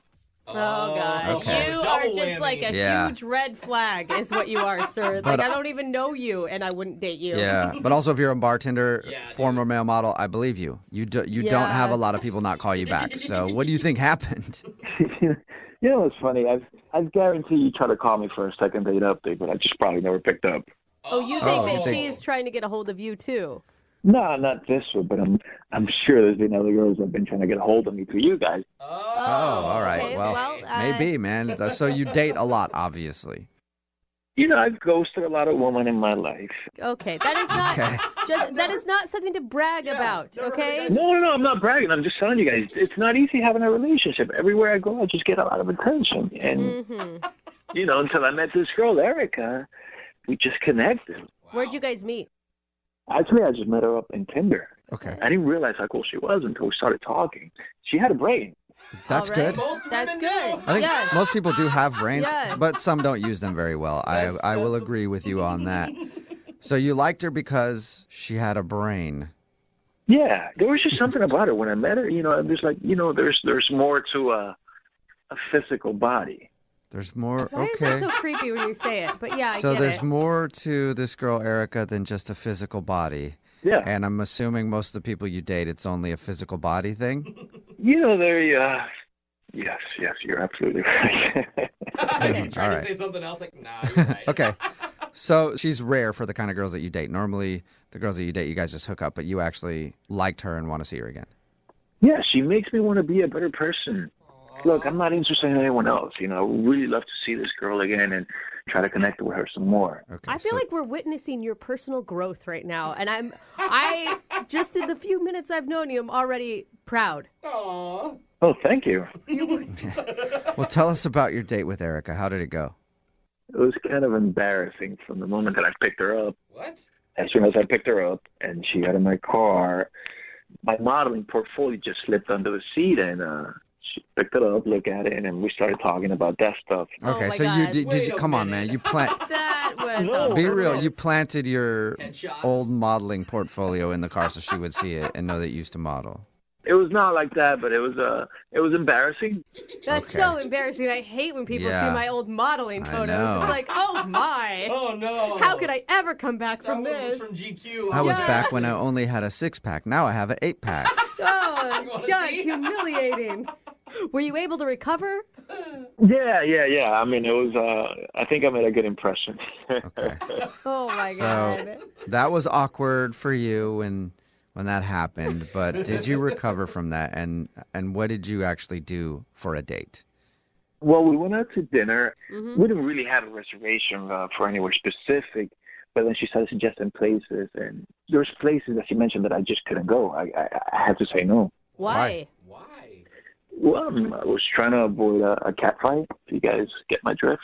Oh, all right. So you've hooked up with other people there, and you didn't want to walk in there and have them get upset that you were on a date. Hostesses, other bartenders, servers. Hostesses, servers. Oh no. So you're kind of an infamous bartender in the industry. People know me. Yeah. People know. Now, did you give her that reason, or did you just say, I don't like the food there? Yeah, I was just like, you know what, the waiting time, the food, anything that just came to my mind. Okay. So did you find a place that actually worked? Like go a few cities over, maybe take a plane a few 1,000 miles away around somebody that you didn't sleep with? No. Eventually we found a place where I honestly didn't know anyone.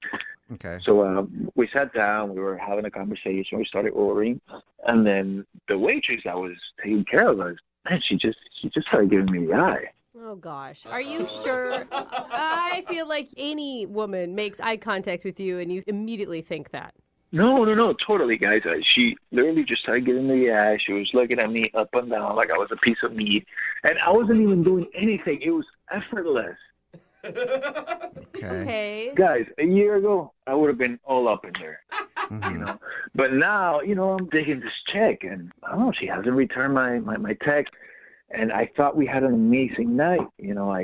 After I dropped her off, I gave her a kiss, and then I went home. I totally could have gone in, but I didn't want to take that approach. You totally could have gone in. I'm Way sure it to sounds like it. practice some restraint there. Yeah. And why do you think she's not calling you back then?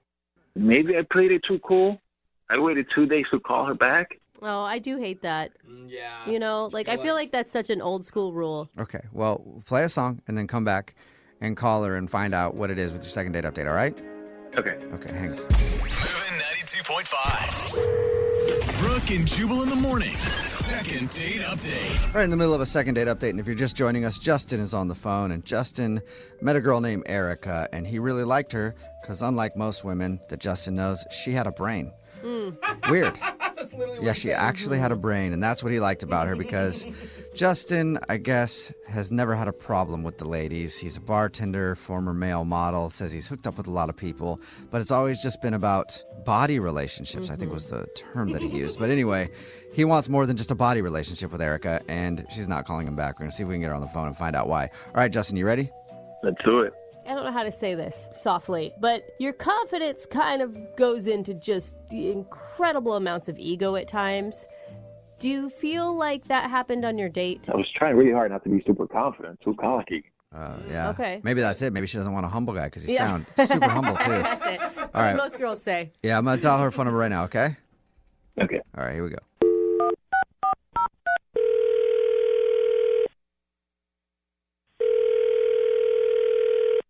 Hello? Hi, may I speak to Erica? This is she. Hey, Erica, how are you? This is Jubal from the radio show Brooke and Jubal in the Morning. Hi. Hi. I'm fine. Good. Me too. I'm all right. You didn't ask, but I just told you. What's going on? I don't know. What is going on? What is this? Why are you calling? Well, Brooke and Jubal in the Morning, it's a radio show, and we do a segment on our show called the Second Date Update. It's where if you go out on a date with somebody and then end up not calling them after, they can email us to get you on the phone and ask what happened. And we actually got an email about you from somebody who listens to the show. What? Yeah. Yeah, kind of crazy. Got any guesses? No. Been out on a lot of dates recently? Well, no, but I mean, it wouldn't be like Justin. Oh my God, it's Yes, dawning on you. it would Did you be hear Justin. that? Justin emailed us and told us a little bit about your date, but he also Oh said my God, you got to be kidding me. no. He also said that he's been trying to get a hold of you and you won't text him back. No, I'm not calling him. And why? Well, I'm not gonna lie. It was a fun date. He's an interesting guy. He's good looking. So those are all really good things. Yeah, I mean, overall the date was fine, but interesting. I mean, there was a few weird moments, but I don't know. So no specific reason why you don't want to see him again? I do have a reason, but I don't know that I feel comfortable sharing that. Okay. Well, like, is it a personal reason for you or is it something about Justin? Both. Both. Both. Okay. Okay. He's Well, to- Justin, whenever anybody does these, we always tell them that they need to be willing to hear whatever the other person says. So Justin is willing to hear anything bad that you might have to say. Well, it's just that he seems to know too many people, because I wasn't sure how I felt about the date. So then I showed my friends his picture, and it's like they all knew him. Oh. Knew him really well. Oh, Do they go- I get it. Okay. Like they hooked up with him, or Yeah. Oh. And I'm not talking about one of the girls. Like 3 of them have hooked up with him. wow, Oh. that's Man. a lot. He gets around. Wow. Yeah, he told us that he's never had a problem with women, but he also said that he liked you so much that he can only think about you and doesn't even want to think about any other girls. Yeah. But apparently your friends might think about him from time to time. I have a solid group of friends, and I can't be the 4th girl in my girl group to hook up with him. That's just crazy. I mean, when we talked to him, it sounded like he wants more than a hookup from you. Yeah. Like he felt like he had an awakening of how he should really be in a relationship after he met you. I find that hard to believe. Do you? I don't know. I was kind of convinced by it. Well, he did say he wanted to grow or Yeah. something. I mean, it sounds like he can get a hookup whenever he wants a hookup, and he's putting in a lot of effort to get a hold of you. If he just wanted a hookup, he could have had that already with somebody else. Yeah, he seems to have a good history of it. Yeah. So you definitely, so that's what it is. You don't want to be the 4th girl in your friend group who has hooked up with Justin. Obviously, he sleeps around a lot, and I don't need that. So I think it's best just to not call him. Okay, that seems pretty straightforward. Well, Erica, I do have to let you know this before we let you go. Thank you for being honest. And now I have to be honest because Justin is actually on the other line listening and wants to talk to you. So we've we've also hung out with Justin a bit. Hi, Erica. Hi. All right, listen. Yeah, I haven't met any of your friends. I don't know who they are, but most likely it's the truth. I mean, are any of them waitresses, hostesses, bartenders? You got to type, obviously. He just keeps listing careers. Dishwashers. Teachers, nurses. Listen, I'm not gonna lie. I was that guy, but I'm not just trying to get you in bed. You can do that with anyone, pretty much. But I'm interested in you. They all know you from last year. All of them. Oh, dang. Last year. I mean, Justin, don't you think that's weird? If you slept with all my girlfriends, this is weird. Yeah. Yeah. Look, it's true. I'll admit it. I'll be the first one to admit it. I'm a recovering male skank. Recovering male skank, Erica. I feel like he's self-aware. That doesn't help your mission here. I mean, Look, I'll be the first one to admit it. I hooked up with a lot of girls, probably in every state, maybe 49 out of the 50. But I want to change. Whoa. I'm acknowledging the kind of person that I've been. I would love to change because of you. Oh. we had one date, and now you suddenly want to change because we've had one date? I hardly believe that. Wow. No, Eric, I'm being honest with you. Look, that night I almost had a booty call. I almost made that phone call, but I didn't. I just can't stop thinking about it. You are so not helping yourself here. But Erica, think about it if the tables were turned. Like, what if some guy didn't want to go out with you because of a couple of dudes or more that you slept with? Like, you would be really upset about that because you're also more than just who you've hooked up with in the past. Yeah, but I'd still see that it would be awkward that his friends have seen me naked. Yeah. Or it's easier to bond. I mean, you could look at it two ways. I have to ask a question. Justin, do you think you like her because she's the only girl that doesn't call you back? Nah, man. This girl, she has a brain. You're very smart. You're funny. You get my movie references. You're killing me, Smalls. You're killing me. Saying a lot. Yeah, see? That was really dorky. Look, Justin, it's nice that you say all these things and you feel this way about me, but it just doesn't change that you've been with my friends like that. I mean, if we were to go out, we couldn't have sex for like 6 months because I'd have to know that you really, really fell in love with me. Whoa. Wow. What do you think about that? Jeez. Holy 6 months? Are you serious? Are you serious? Yeah, I mean, like, no booty calls, no nothing. 6 months of just holding my hand and a kiss goodnight. You need a freaking cleanse. Oh. Wow. 6 months. All right, well. That is strict. Not for anybody. Erica, would you like to go? Maybe I shouldn't even ask Erica at this point now. Erica, would you like to go on a second date with Justin? We will pay for it if he agrees to not having any sex for 6 months. Okay, Justin, it's your turn. Oh, she said yes. All right, Justin. Now I feel like she's just testing you. Time to put you to the test, find out how woke you really are now. You know what kind of person I am? You know what would do that to me? I mean, like, 6 months. She said 6 months. Yes, she did. 6 months. I know that probably hasn't happened to you since you were teens, but That's half a year. That's half a year. you're not going to explode. Yeah. You're not going to explode. You'll be good at fine. math. I mean, Right, you actually. will at some point, but not the way you Justin, think. I can't think of any other way to prove to my friends that it's okay we date because you'd have to prove, that you really care about me. Just imagine after 6 months how amazing that's going to be. Ooh. 6 months. Okay. Yes. We've been over that, Justin. Justin. We've been over that a bunch now. 6 months. Can you wait 6 months? You'll get your second date if you can abstain for 6 months. I mean, I'm just throwing this back at you. I mean, do we negotiate like 6 dates? 6 dates. Nope, we're talking 6 months. I mean, you just said that you want to change and that you've never met anyone like me and that you made it sound like you'd do anything. Is there any chance that I can get back to you on this? All right. Yeah. Really? No, think. Can I process this? All right. Erica, you blew Justin's mind. Yeah. All right. Well, yeah, Justin, use some time to think about it and then update us on if you guys actually go on a second date. All right. Gosh. Gotcha. 6 months. Jesus. Yes, 6 months. We know. Brooke and Jubal in the morning. If you want to make a first date memorable, you really only have one of two options. Either you can be very romantic, or you have to expose them to something that has a high rate of mortality. Whoa. It's either flowers or funerals, no in between if you want to make somebody remember a first date. Okay. And Raul is on the phone right now to do a second date update, and he is a man that I can respect because he did one of those things. Raul, what's up, man? How are you? I don't know. I don't think it worked out for me, man. Oh my God! Please don't tell me that she's actually dead. Yeah, what? No, well, I mean, she might as well be. But Yeah. No, she is. She is. We're actually going to attempt to call her with a Ouija board. Ooh, cool. We're doing a seance. First on the second date update from beyond the grave. Yeah, No. Sweet.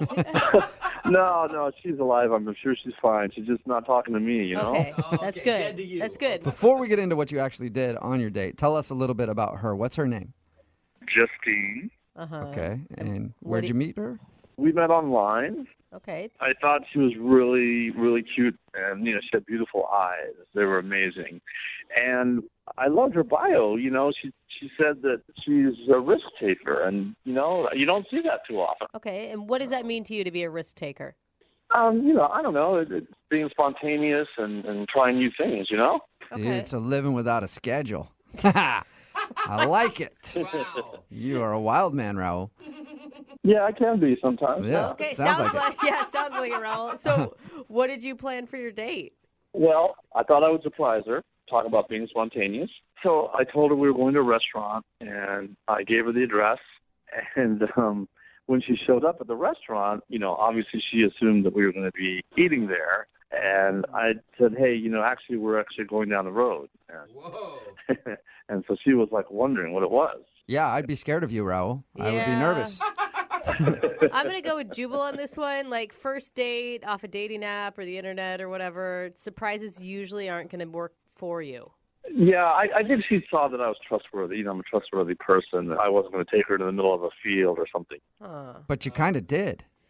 What did you guys do? Yeah, that's a good point. I kind of did. Yeah, you did, actually. Okay, now you're laughing about it, Raul. You do sound a little crazy, buddy. It was in the spirit of risk-taking, so I took her down the road, and I took her to a skydiving center. You took her surprise skydiving on your first date. No. That's crazy. Bad idea. Yeah. Bad. That's bad, Raul. That's like something that people have to think of, or like a bucket list item. It's something that you wait your whole life to do if you're going to do it. Yeah, but she was totally into it, She was? Well, we'd been chatting online already about it, and she said that she really wanted to do it. So I thought, why not surprise her with that? Okay. What did she say? What were her words when you're like, ta-da, we're jumping out of an airplane? I could tell she sort of had that glint in her eye, and I could tell that she was into it. Wow, Whoa, gosh. And I already paid for it, too. Oh, okay. That makes it even better. Yeah, for sure. Because that's expensive. Yeah. That is not a cheap date. How did everything go when you actually jumped out of an airplane? Okay. All right. So this is the part that's hard to talk about. But so we go through all the training and everything, right? And you have to go through the position and all this stuff. And it's a tandem dive where you have the instructor is sort of glued to your back, right? And so I'm supposed to jump first, and they open the door, and I look down, and I couldn't do it. I couldn't jump. What? Oh, buddy. So you're sitting there with one of the instructors strapped to your back, about to push you off the airplane, and would you stop him? I just started yelling, no, and I fought him, and I freaked out, and I wigged out. Oh, I mean, this whole time I know she's watching all this, and it just so I went and we got out of the way, and then she went and she jumped, no problem at all. I mean, no hesitation. Right. Yeah. Okay. And did you actually jump, or did you just hang out on the plane? And Well, no. So they talked to me, and then we circled around, to the spot, and then I finally jumped. Yes. Oh, you did? Oh, Dude, that's awesome, Raul. wow, You man. beat your fear and you made it happen. What was it like? Let me tell you, I have to be honest. I hated it. Okay. Oh, my God. Hey, man, Oh, poor Raul. skydiving is not for everybody. At least you figured it out that day. Too bad it had to be on a first date with somebody who seems like they probably liked it. Yeah, and then when we landed, the instructor was like joking around that he went deaf from me screaming in his ear.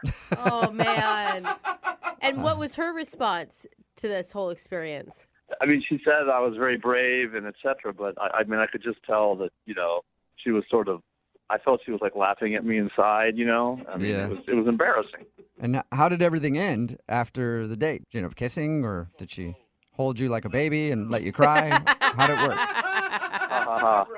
No, it was just uncomfortable, and I asked her if she wanted to go, get a bite to eat, and she said she was just really tired from all the day's activities, which I understood. So, we just gave each other a hug, and we said goodbye.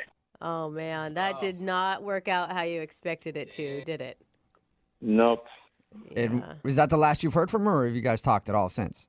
I mean, I've tried to reach her. I texted her, I emailed. I haven't heard back. Okay. Well, we'll play a song, Yeah. come back, and then call her and find out if you, being a little scaredy cat on the plane, is causing you not to get a second date. Yeah, thanks a lot for that. Yeah, no problem. All right, we'll get your second date update right after this. Hang on. Moving 92.5. Brooke and Jubal in the mornings. Second date update. Right in the middle of a second date update. And if you're just joining us, today's second date update is proof that you should not take risks in life.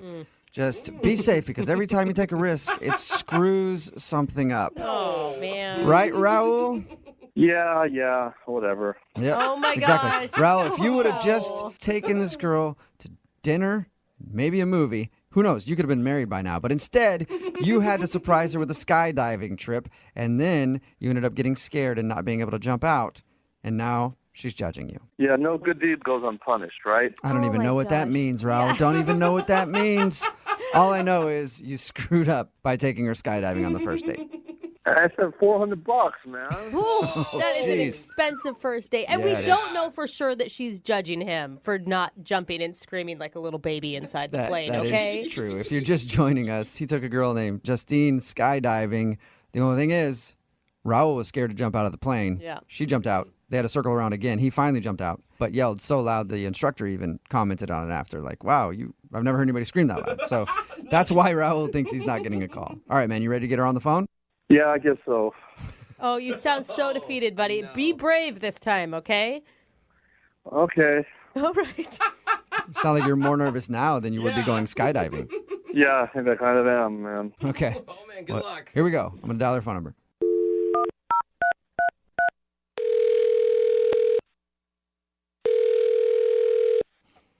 Hello, Hi, can I speak to Justine, please? this is she. Hey, Justine, how are you? This is Jubal from Brooke and Jubal in the morning. Fine. Who is this? Jubal from Brooke and Jubal in the morning. It's a radio show. Okay. We're calling you because one of our listeners actually asked us to get you on the phone.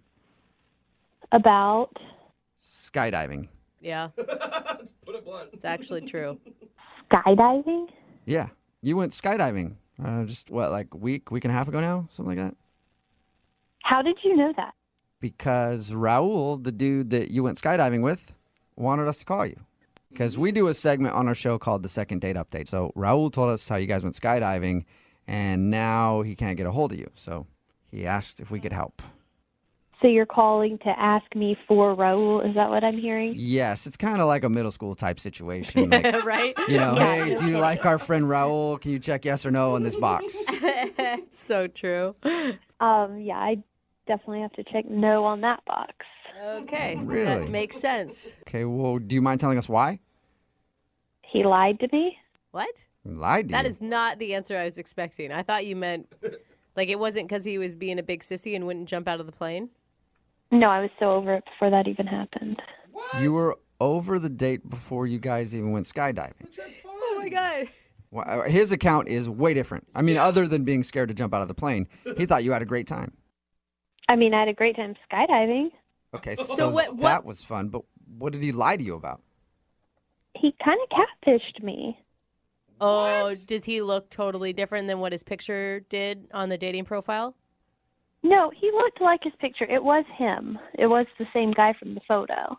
So how did he catfish you then? Yeah, like his job or something? He just lied on his dating profile. He said he was 5'8", Uh-huh. and I knew right away when I walked up and saw him, he is taller than he said he was. Wait, what? He's Wait. taller than 5'8". Isn't that a good thing? Yeah, And he is definitely taller than 5'8", because I am 5'10", Uh-huh. and he was as tall as me, and I only date shorter guys. What? Oh, what? okay, so What? Are you like the only girl that has ever said that in the history of like the universe? It doesn't really matter. He still lied. Wait, okay. Right now, I don't even care about that point. Why do you want to date guys that are shorter than you? I like to date shorter guys because I'm 5'10", and guys who are shorter than me, they try harder.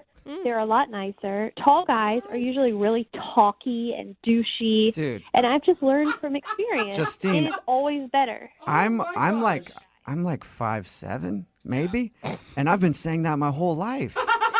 That shorter dudes, we have to work harder, you know? He really has. Well, I would agree with you. Yeah. Yeah, okay, you guys, like, even if you want to make that big generalization and that's true, was Raul cocky and a douche? Like, I feel like you're judging him before he even got a word out.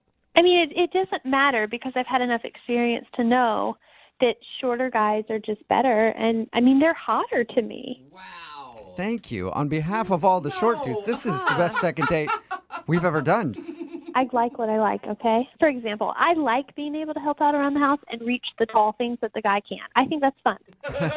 Okay. And I like going out with a guy that can be the little spoon, you know? Sometimes I want to be the big spoon, and that's a lot easier when the guy's short. Hey, Justine, what do you feel about like a guy having to get on his tiptoes to kiss you when you're in high heels? Oh my gosh. I think it's really, really cute. Isn't it the best? It's hilarious. I love it because I like taller women to put on high heels next to me and make me feel like a little dude. If you have a big nose, get Don't tell me you have a big nose, Justine. I won't be able to finish this thing. Stop trying to be her little pocket boyfriend, okay? Justine, I'll calm down and fall back for a second, but I do need to let you know that Raul is actually on the other line listening and wants to talk to you. Oh my gosh. What? Hi, Justine. Seriously? Justine, are you kidding me? I mean, that's why you're not calling me back? Yeah, 'cause you lied to me. I don't date liars, and I don't date tall guys. Whoa. You're both.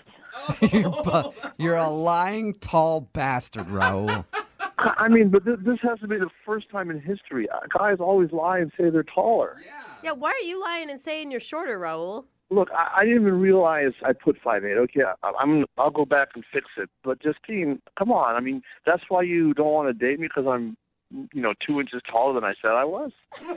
Are you 5'8" or under? No, but I mean, Okay, fine. Then I'm not interested. Oh my gosh, man. Justine. Justine, you could be missing out on like the person of your dreams. You could be missing out on amazing people just because of this weird height restriction for you. Or she could be more accepting to amazing people who are closer to the ground. Depends how you look at it, Justine. I'm on your side. Yeah, we can tell. Why are you guys trying to tell me what I like? I've been with guys. I know my height cut off. I want to be with a guy who's 5'8" or under, that we don't even need a king-size bed. Yeah, and I'm not telling you, I am fully behind you on this one. You have my complete support, Justine. I mean, come on. I mean, don't you like to feel protected by a guy who's, 3, 4, 5 inches taller than they are? What are you saying? I need protection? No. That I can't protect myself? I'd prefer to be with a guy who could jump out of a plane before me without throwing a little fit. She's got a point. All right, you got me there, but I finally did jump. Okay, I did jump. Oh, good for you. Give him credit. Yeah. All 5'10" of you. Oh my god. Well, I'm pretty sure that we all know the answer to this, but Justine, would you like to go out with Raul one more time on a second Nope. date? We will pay for it. You didn't let me finish the sentence, Justine. We'll pay for it. No, I can't believe it. I mean, over 2 inches. Who ever heard of a girl that wants a shorter guy? I mean, that's bizarre. Oh, I think if anything, you cut your losses, Raul. It's not something that you can actually control. So I wouldn't feel too awful about it. And I spent $400. That part true. you may feel bad about. You are out $400. Yeah. That was expensive first date, Raul. Can you pay for that? Definitely not. No. We will not be paying for your first date that you went on. Reimbursed. Yeah. Well, you were going to pay for the second date. Yeah, but there wasn't going to be $400. It was like a $25 gift card to Red Robin or something like that. So we're not doing that. Justine, are you still there, or have you hung up on us by now? Oh, I'm here. Okay. Well, thank you for talking to us, and thank you for telling us why you don't want to date Raul. You're welcome. Yeah, and I'll be hitting you up later. That was going to happen. I'm real short. Yeah, go out with him. Yeah. Thanks, Raul. Hey, didn't work out for you. I guess you got to find a girl who is accepting of you tall freaks out there. I'm 5'10". I'm not even that tall, for playing out loud. It's a good point. Well, I'm sorry. You're too tall to ride this ride, so hi. Oh, man. Brooke and Jubal's second date update. We got an email from one of our listeners who said he wants to apologize to us in advance for what's about to happen in today's call. Oh, no. That's not good. I don't know what he did yet, but he's on the phone with us, and his name, tell me if I'm getting this right, is it Jarm? Jarm, yeah. Wow, I feel like you need to apologize for making fun of his name already, Jeffrey. Well, I just want to make sure it's a unique name. Yeah. Is it short for like Jarmangelo? What? It's actually just short for Jarmond. Okay. Jarmond. That's a cool name. Jarmon, Jarm. Okay. Okay. All right, let's move past So, the name. Jarm, you said you wanted to apologize to us in your email, so go ahead. Go ahead. What? Yeah, so I wanted to apologize in advance, but... We do not accept. Oh. Let the man talk. What are you I'm kidding, Jarm. You're What is it? apologizing to us or to your date? I'm apologizing to you. Why? Yeah. Well, because I'm a fan of the show, and I listen to you guys. I listen to the second date updates all the time. Oh, we hate that. You're right. I mean, that's not why we do this at all. Well, so the thing is that I hear people talk about, like wild and crazy things that they do on their dates. And honestly, none of that happened with me. So that's what I would like to apologize for. Oh, Charm, dude. How dare you? You're apologizing for calling us with a boring story? We get all kinds of stories. Yeah, I would like your help, but it really was just a regular old boring date. Okay. Really? I haven't That's all right, Jarm. Why don't you tell us the name of the girl that you want us to call? Her name is Lori. Okay. And where'd you meet her? We met on a dating app. All right. Which I also got from the show. You guys are always talking about that's a great way to meet people. Yeah. I feel like it's already going to turn out bad if you're taking dating advice from us. But continue, Jarm. What did you and Lori do? So, I posted a picture, and I know cool people call it a pic, but she was the only person who matched with me. Charm, go get down on yourself, dude. Sorry. We think you're cool, man. Yeah, you seem great. Oh, okay. Well, thank you. Thank you. You're welcome. We met at a restaurant, to be safe. We had dinner. We talked, and it was over. Okay, and what were the highlights there, Jarm? You need a little bit more detail, maybe. I guess that's the problem, because I pretty much just told you the highlights. Okay. Really? So, the best thing that happened is that you went to dinner and talked. Well, there was one possible thrilling moment. Oh. Okay. Do tell. Well, I saw her staring at her fork, so I asked if she was okay. And she said that she just thought her fork was dirty, so I asked if I could look at the fork. And then I looked at the fork, and it was a clean fork, so it turned out it was clean. Okay. No. That did not happen. No, I'm serious. It really happened, and it was close. I mean, it was right on the line. Wow. That was a water spot. Wasn't anything else. What was her attitude like on the date? She was fine. I did try to tell her some elephant jokes to lighten the mood. Oh, can we hear Yeah. one? Try out your material on us? Oh, sure. Yeah, I can tell you one. Okay, so once some hunters were after an elephant, and the elephant didn't know what to do. Yeah. So he met his friend Ant on the road, and he told Ant this problem that he had. Yeah. And Ant said, "Don't worry, just hide behind me." You get it, because he's small. Well, the ant is small. Right. 'Cause Right. that's not going to work very No. well. Yeah. So, Jarm, did she crack up like we are? Yeah. Well, not real. I did try a few more, but I kind of gave up in the middle of my fourth one. Okay. Ooh. She didn't seem to get it. Yeah. No, you can't expect all these people that you date to get the highbrow elephant humor. I would say, if she's not laughing after the first one, I wouldn't go to the fourth. But But Jarm's an optimist. yeah. What was the date like at the end, Jarm? We just said goodnight. We shook hands, and that was it. Oh, no. Shook hands. Are you going to be upset if that's the problem, Jarm? If she was just too bored on the date? I mean, I guess I wouldn't find it that out of the ordinary for me. I mean, I'm not an exciting person. Oh, Jarm. Buddy. No, I'm not. I mean, it's not something that I struggle with. I've accepted it. I'm a pretty boring dude. Oh, man. Okay, that's fine. Okay. Jarm, we're not going to let you be boring, okay? We're going to pull through for you. Yeah, and this is pretty exciting that you're doing this. Look at you. You're on the radio. You're stepping out of your comfort zone there, Jarm. Yeah, and I've heard you guys work miracles before, and considering she's the only person I matched up with, I thought maybe you could work your magic here. We got this, Jarm. We're going to pull a miracle for you right now. We're going to play a song, come back, call Lori, and get your second date update, okay? Okay, thank you. Let me hear you be really excited about it, Jarm. I am. I am very excited. All right, well, we'll play a song and do it after this. Hold on. 92.5. Brooke and Jubal in the mornings. Second date update. When he goes on a hot date, he's home and in bed by 8 p.m. Oh, yes, he is. Tell me more. His go-to romantic move is to comment on the cleanliness of your silverware. Ooh. When he tells an elephant joke, he tells 4 of them all in a row. He's the least boring man in the world. Yes. And his name is Jarm. Jarm! Jarm, are you there? Yes, I'm here. Okay. There he is. There's that intro for you, Jarm. Jarm went out with a girl named Lori, and he's worried he may have been a little bit too boring on his date. But Jarm, I don't believe you're boring. I think there's something in your life that you're passionate about. We just don't know it yet. Oh, when I was 14, I had a stamp collection. Oh. Ooh. I also had a stamp collection, Jarm. We also had a sick cat that peed on the stamp collection. Oh. So Ooh, bad memories. Okay. You are interesting, Jarm. I love you. And we never asked you this. Have you actually tried reaching out to Lori yet, or is this the first time? I have. She hasn't responded. Okay. And what did you like about her? Well, I like that we matched. Okay. On the app? All right. The app match. You're the only one that... Oh, all Well, right. they both find each other attractive. That's a good start. They sound perfect to me. Yeah.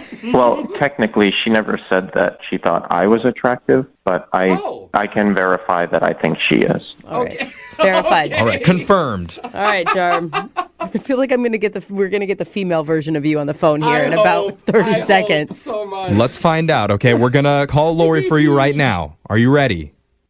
I am ready. Are you amped up? My palms are a little sweaty, but please, yeah, help me. Okay. All right. Call the number. All right, I'm going to dial the number right now. Here we go.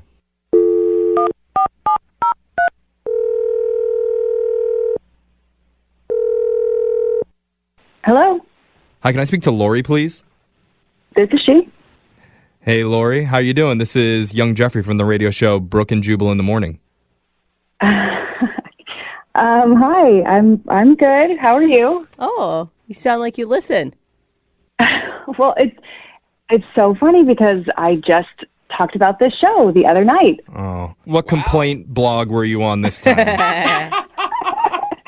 No, I was talking about it with a date who I'm now like suspicious might be actually the one initiating this call. Dude, you're good. Really? You are good, Lori. What's the name of your date? Jarm, did he ask you guys to call me? It is Jarm. Yes, he did. Oh, So, wait, you guys were talking about us? we were, yeah. Was it a fun conversation for you? I mean, he brought it up, the show, that it's like something he listens to and likes a lot. Mm-hmm. And so we were just kind of talking about it. And I've definitely heard the show before, but it sounds like he listens a lot. Okay. So is that why you're not calling him back? Because he listens to this show? And he must be a terrible person. I wouldn't either. No, not at all. Jarm told us a little bit about your date, and he really likes you, and he's caught on to the fact that you're not responding to him anymore. He wants to know the reason why. I mean, it's not that I'm not responding. I just needed a little bit of time. That means you're not responding. No, wait. That means that you had actually thought about going out with him again. Listen, the date was fun. He's like really cute. He's got this kind of funny Michael Cera vibe thing going on. That's exactly his vibe. Oh my God, I could totally see that. That's a great analogy, actually. Yeah. I mean, he was worried that he was too boring for you. And it wasn't like a negative thing. He knows fully, very self-aware of his boring level. I think it's funny. I like his sort of his personality and his bluntness. It's just, I just was having some kind of trouble processing this weird thing that happened. Uh-oh. What weird thing? I mean, it's really not even a big deal. And it's not his fault. I'm worried. Okay. What did he do? I don't know if he told you guys that he was telling some jokes at the table. Oh, yeah. Yeah. Elephant jokes. Mhm. We heard the one about the ant. Yeah. I loved it. Yeah. We didn't get the other 3 that he told you, but we heard the ant one. Yeah, well, I didn't love them. Because they weren't very funny. Is that why? No.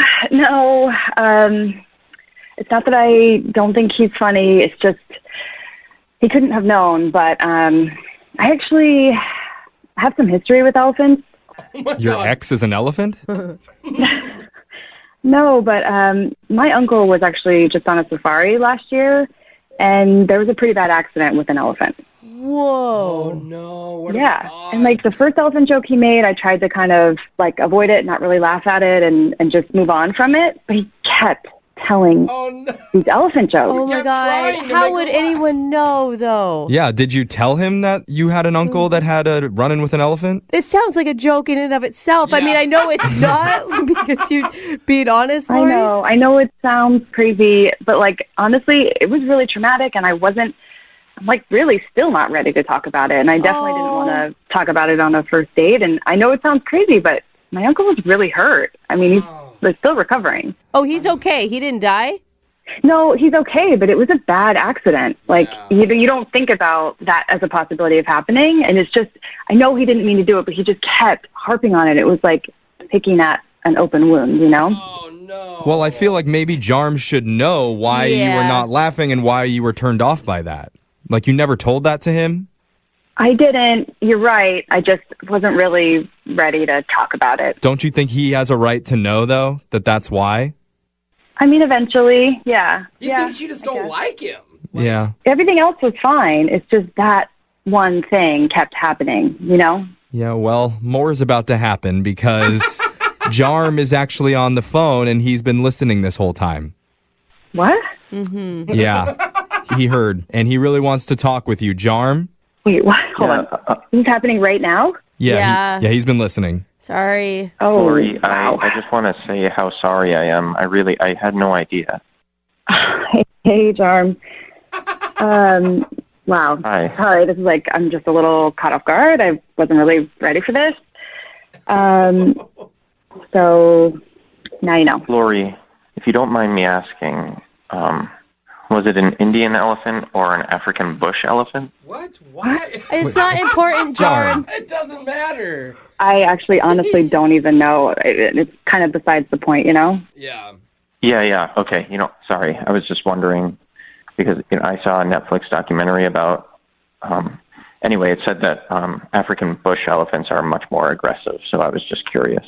And his jokes were definitely only about Indian elephants, so he meant no harm. Okay, Jarm, you should... Just like an Indian elephant wouldn't mean harm. You need to be focusing, Jarm, on her and her feelings right now. She had a traumatic experience with elephants. Maybe try changing the subject, Jarm.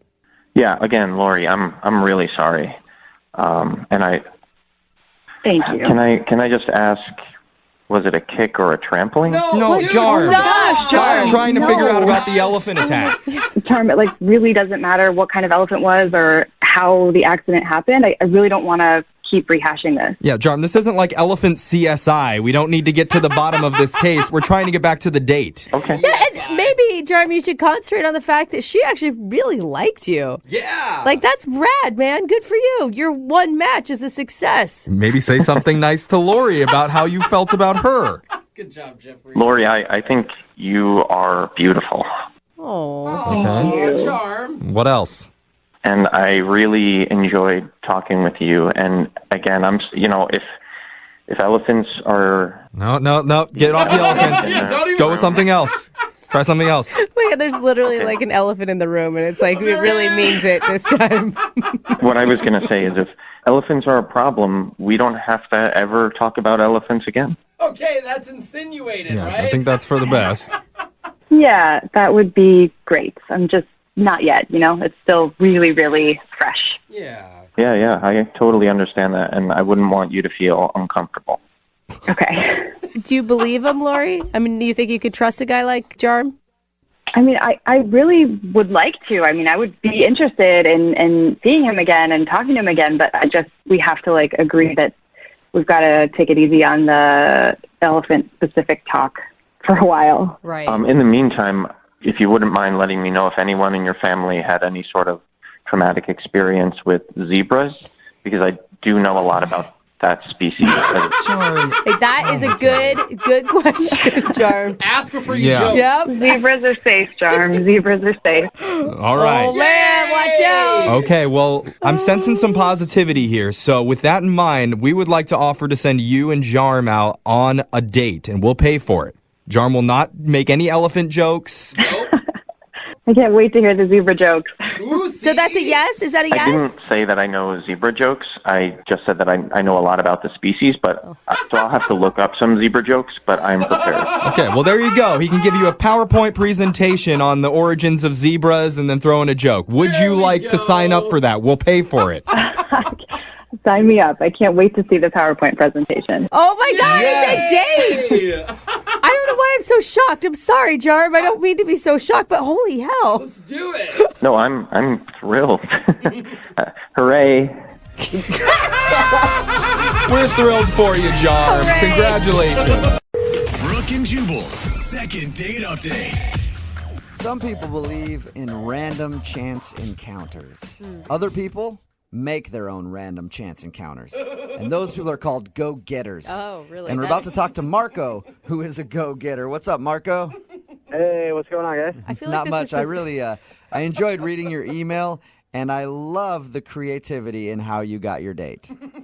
Yeah, I thought it was pretty creative. Yeah, it's very creative. Go ahead and tell everybody how you scored a date with the girl that you want to call today. What's her name? Erica. Erica. Tell everybody how you scored a date with Erica. Okay, so I live like 2 blocks from this little dog park in my area, so I always seen Erica out there with her dog like all the time. She's like really cute, really pretty, like great sense of style, and I'd see her there like all the time. I saw her almost every single weekday. Like she was out there whenever I'd walk past, like get ready to go for work or whatever. So you're stalking her. She was always out there. You're stalking her, you're pretty much, right? No, yeah, I guess it sounds kind of stalkery. You do have a dog in all of this, right? No, not really. I mean, not really. Why are you at the dog? Okay, it sounds really stalkery. I promise I had good intentions, though. Okay. But so I would walk past every single day, and like I always was like trying to get up the nerve to talk to her, but I didn't have a dog, so I thought it would look really creepy if I just like walked over into a dog park and was like, hey, what's going on? So I was trying to figure out, how I could talk to her, and then I realized my buddy Nick has this chocolate lab. Oh no. That's like really awesome. Oh my God. Like really sweet dog named Toby. Like I know him really well. So I kind of hinted to him, maybe you let me borrow your dog for a day. Did you tell him what it was about when you were borrowing the dog, or did you just ask him randomly to no. Oh, no, of course I told him about it. He was into it, so he And was so like, we- yeah, whatever, man. When you went to the dog park with your borrowed dog, did you tell her that that wasn't actually your dog, you were just dog sitting, or did you try to pass it off as that's my pup? Oh, no, Toby was totally my dog at that point. Nice. All right. That's so bad. It obviously worked for you because you scored a date. Yeah, so actually we got to talking while we were at the park. The dogs met. They seemed to like each other. So I told her, I live really nearby. If you want to come by and chat and talk a little bit, and the dogs can hang out, I guess like one-on-one, I don't know, doggy dates are like a thing at this point that I didn't know about. But so like we brought them over for like a little doggy play date. And, Wasn't it obvious, though, that it wasn't your dog when she walked into your apartment and there's no, like, water bowl or feed bowl or you don't have a place to put your leash? Toys. I mean, well, I did like when she went to the bathroom like as soon as she came in, and I put out like a little bowl. I mean, it wasn't like an official dog bowl, but I put out like a bowl of water. Like I tried to think as quickly as I could about it. I can't believe you're faking being a dog owner. I think it's a great idea. I know, I've never heard of it, but I like it. I mean, I don't know, like how much different do I don't need to like baby proof it. It's not like with a baby. I was like, I don't have to have like, the electrical outlets like changed or anything. Well, if this doesn't work out for you, that could be next. Borrow one of your friend's babies to talk to a girl, because women love dudes with babies. Actually, one of my buddies just had a baby, so that's So there you go. Look, you got options for days. So how did everything else go once you got to your apartment? I mean, things were going all right. We talked for a while, and then I told her, I was like, I'm about to make dinner. Do you want to hang out? I figured, maybe a little dinner, a little wine, things would get happening a little bit. And she seemed pretty into it. She's like, yeah, of course. And then her dog started getting kind of like, I don't know. I don't want to say like angry, but like, he started getting like snippy a little bit. And she was like, oh, this is when he eats dinner usually. And then I kind of like freaked out for a second. I was like, oh God, I don't have any dog food. Oh no! So luckily she's like, oh, he eats like a very specific type of dog food. I mean, of course, Oh, he thank eats like God. a really specific type. So she's like, I think we'll get going. And I was like, all right, whatever. Her dog's kind of blowing up my spot here because he's got to go eat his. Yeah. Dog blocking, Yeah, bro. he is dog blocking you, man. For sure.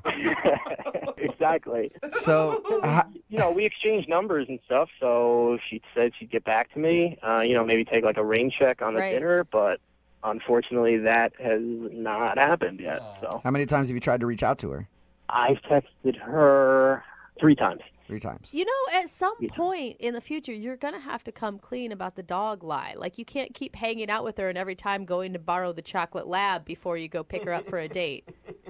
I mean, I'm not above stealing his dog. I figured, but like down the road, I feel like every couple has one of those like cute, like, you taught me. Cute. I stalked you at the park for a while and then lied about being a dog owner so I could come meet you. Oh, it's so adorable. Do you live off a busy street, Marco? What's that? Do you live off of a busy street? It's pretty busy. It's sort of like a street. So then one day the dog ran out in the street and he's no longer. And then now you get pity dates out of it, dude. Just consult me, okay? You I didn't even think of that, but that's pretty genius. Yeah. All right. Well, you haven't heard anything from her at all since she left your house. Okay. And have you seen her at the park while you've been walking by?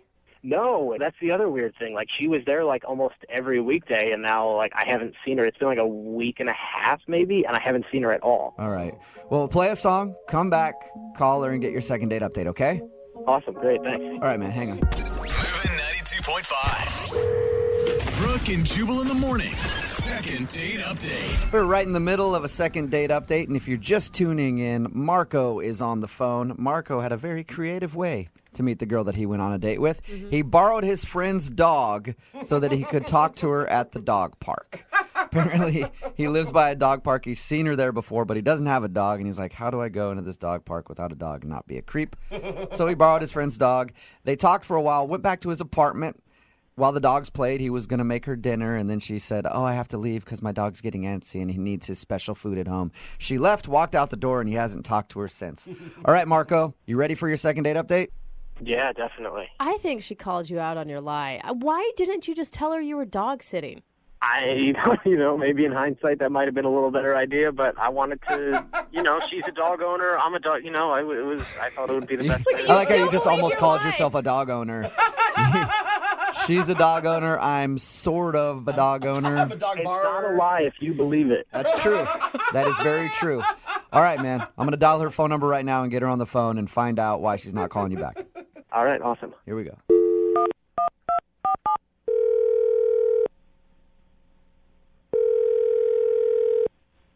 Hello? Hi, is this Erica? Yes. Hi, Erica. My name is Jubal, and I host a radio show, Brooke and Jubal in the Morning. Have you heard of it? Who is this? My name is Jubal. I'm calling you today because one of our listeners asked if I could track you down and get you on the phone. And yeah, it's just as creepy as it sounds. So Just as bad creepy as when it you sounds, say it out loud. Erica. That's weird. Yeah. I'll explain. His name is Marco, and you recently met him at the dog park. He's been trying to text you because he wants to hang out, but you haven't been getting back to him. So he asked us if we could get you on the phone and find out why. Oh my gosh, really? He called a radio station? Yes. Tried to track me down? Mm-hmm. That's really cute. Do you like Marco? Well, yeah, if I'm being honest, I really, really liked him. I sort of just don't want to seem like overeager, like I like him too much, because he's kind of like my dream guy. What? Why are you calling him back then, you silly girl? I'm actually just hoping that it sort of happens like organically and we naturally just like run into each other at the dog park again. But it hasn't happened yet. So I wonder why. I wonder why you guys haven't been able to meet up at the dog park. I mean, he's probably always there with his dog. Was the dog's name Toby? Toby, yeah. No, I don't know. I haven't seen him at all. Strange. No, he was super sweet and he just seemed like so nice. Oh, yeah. That's cool when like two dog owners can find each other. I've always thought that was really cool because you guys have like a common interest.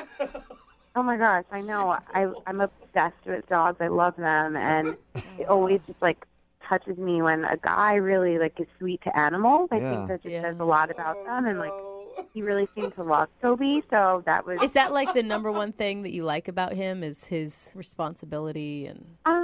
Honestly, the number one thing that I really liked was just that he seemed so honest, and I've dated so many guys before that have turned out to be total liars and bags, and I just feel like you can't trust a lot of guys these days, and he just seemed so trustworthy and just so yeah.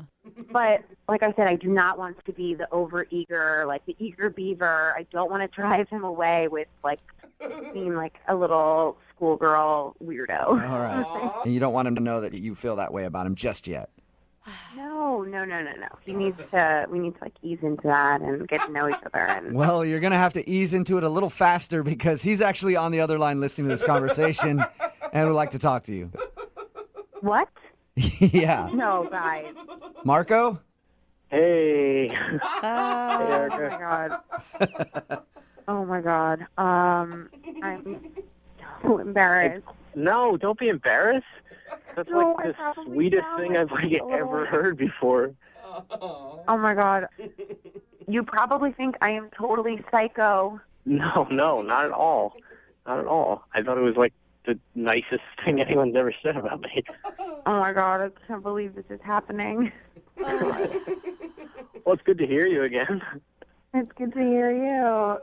I'm sorry I didn't text. I know I should have responded. I just didn't want to like push it or whatever, but I've been wanting to respond. No, it's okay. Don't worry about it. I totally get it. I mean, I'm sorry I kept texting you. I just really wanted to see you again. I thought we had like I had a really great time. I was hoping you had a really Oh my great god, no, time. Seemed it like you was did. so much fun. I did too. I've actually been at the dog park like hoping that I'd run into you. Yeah, I was hoping to bump into you too, but I guess maybe we just weren't there at the same time. Yeah, okay. Well, why don't we get together? Like, I don't know, today. Today, Bring Toby and I'll bring Butters and we can head over there. What do you think, Marco? Like, you guys both obviously like each other a lot. Why is it taking you so long to say yes? Marco? Is today a bad day? I could do tomorrow. Tomorrow's good for me too. No, today's kind of it's not just kind of the whole week has kind of been a little bad. No. Marco, you have to tell her. Tell me what? So Toby's not really with us anymore. Oh my god. What? You serious? What does that mean? I don't really want to talk like specifics about it, but there was an accident. Oh, come on, Marco. Oh, Marco, what are you that. doing, man? Oh my gosh, what happened? Oh no. Marco, Make her cry. come on. All right. Okay. God, just give me a minute. Let me talk to her for a second. Oh my god. Wait, what's going on? Is he okay? Are you okay? Oh, God. Yeah. No, I'm fine. Oh, yeah, Marco's perfectly fine, Erica. Why are they laughing, Marco? I don't get it. Look. Okay. I'm fine. Toby is. There was an accident. Oh my Stop God. it, Marco. Come on, man. I was Gosh, like a car? joking earlier when I said you could do that, Marco. Marco, just tell her why you did it. on, she likes She you. may understand. What is going on? I'm really confused right now. I can't believe you actually tried that, Marco. All right. Hold. All right. If you don't tell her, I'm going to tell her right now, Marco. You want to Okay, do it. just You let don't me- want can him you- to do Then it. you let me talk for a minute. Okay. I can do this. So, Erica, this is going to sound like really bad, but just hear me out on it, okay? Okay. So, I wasn't fully 100% honest about everything with you, Erica. Okay, Toby's not really my dog. What? I've seen you every day. You saw how close I live. I see you there all the time, and every time I see you, I've always wanted to come up and talk to you, but like, I never wanted to seem like that weirdo who goes to the dog park without a dog. So I asked a friend of mine if I could borrow his dog for the day. I know, even saying it, like, it sounds really weird, but I promise, like, my heart was in the right place. Like, I wanted to talk to you, and I'm not really good with, like, openers, I guess. Like, I thought, like, you know, this could be a good icebreaker. Like, Wait, okay. So you lied to me? I mean, lied is a strong word. I really wanted to meet you, and I thought this might be the easiest way. I'm really sorry if this, like, bothers you a lot, but I wanted to talk to you, and I didn't really have the guts to just, you know, you're beautiful. I mean, like, I don't know, just, like, seeing, like, the way you interacted with Butters, like, I was like, this chick seems awesome. I mean, I really wanted to talk to you, and I didn't have the guts to do it. Erica, that's so cute. You got to give him a second chance. Remember, he did try to tell you the dog died. I know, but still, I panicked about that. Yeah, you did. Just a little bit. I didn't know what else to say. He's kind of an idiot, but he's an adorable one. Yeah, give him another shot. Okay, I'm just trying to get this straight. So you just borrowed Toby. Is that even his name? No, yeah, his name's really Toby. Okay, so Everything else was true except the part that he was mine. Okay, so you just borrowed Toby to meet me because you kept seeing me? And, well, that's actually, like, really sweet. That's a lot of trouble to just meet me. Yeah, see? Yeah. Well, I mean, it was worth it. I mean, after the night we spent together, like, hanging out and just talking, like, I wish it had been, like, under 100% truthful situation, but, like... Hey, Erica, think about it this way. At least he borrowed the dog from a friend and didn't steal somebody else's dog to meet you. It's a silver lining. What a romantic. Yeah, it is very sweet. It's Yeah. really, like, I've never had a guy go through this whole, like, backstory, and I've definitely never had a guy borrow a pet to meet me. I mean... Well, Erica, would you like to go out with Marco again on a second date? We'll pay for it. Yeah, I would. Yes. Congratulations, Marco. You got a second date. Awesome. Oh, my God, that's so great. I'm so happy. Marco, don't go, like, borrow a friend's cat before the next date. Like, oh, I got a cat now, too. I was thinking about bringing a ferret to dinner. Brooke and Jubal in the morning.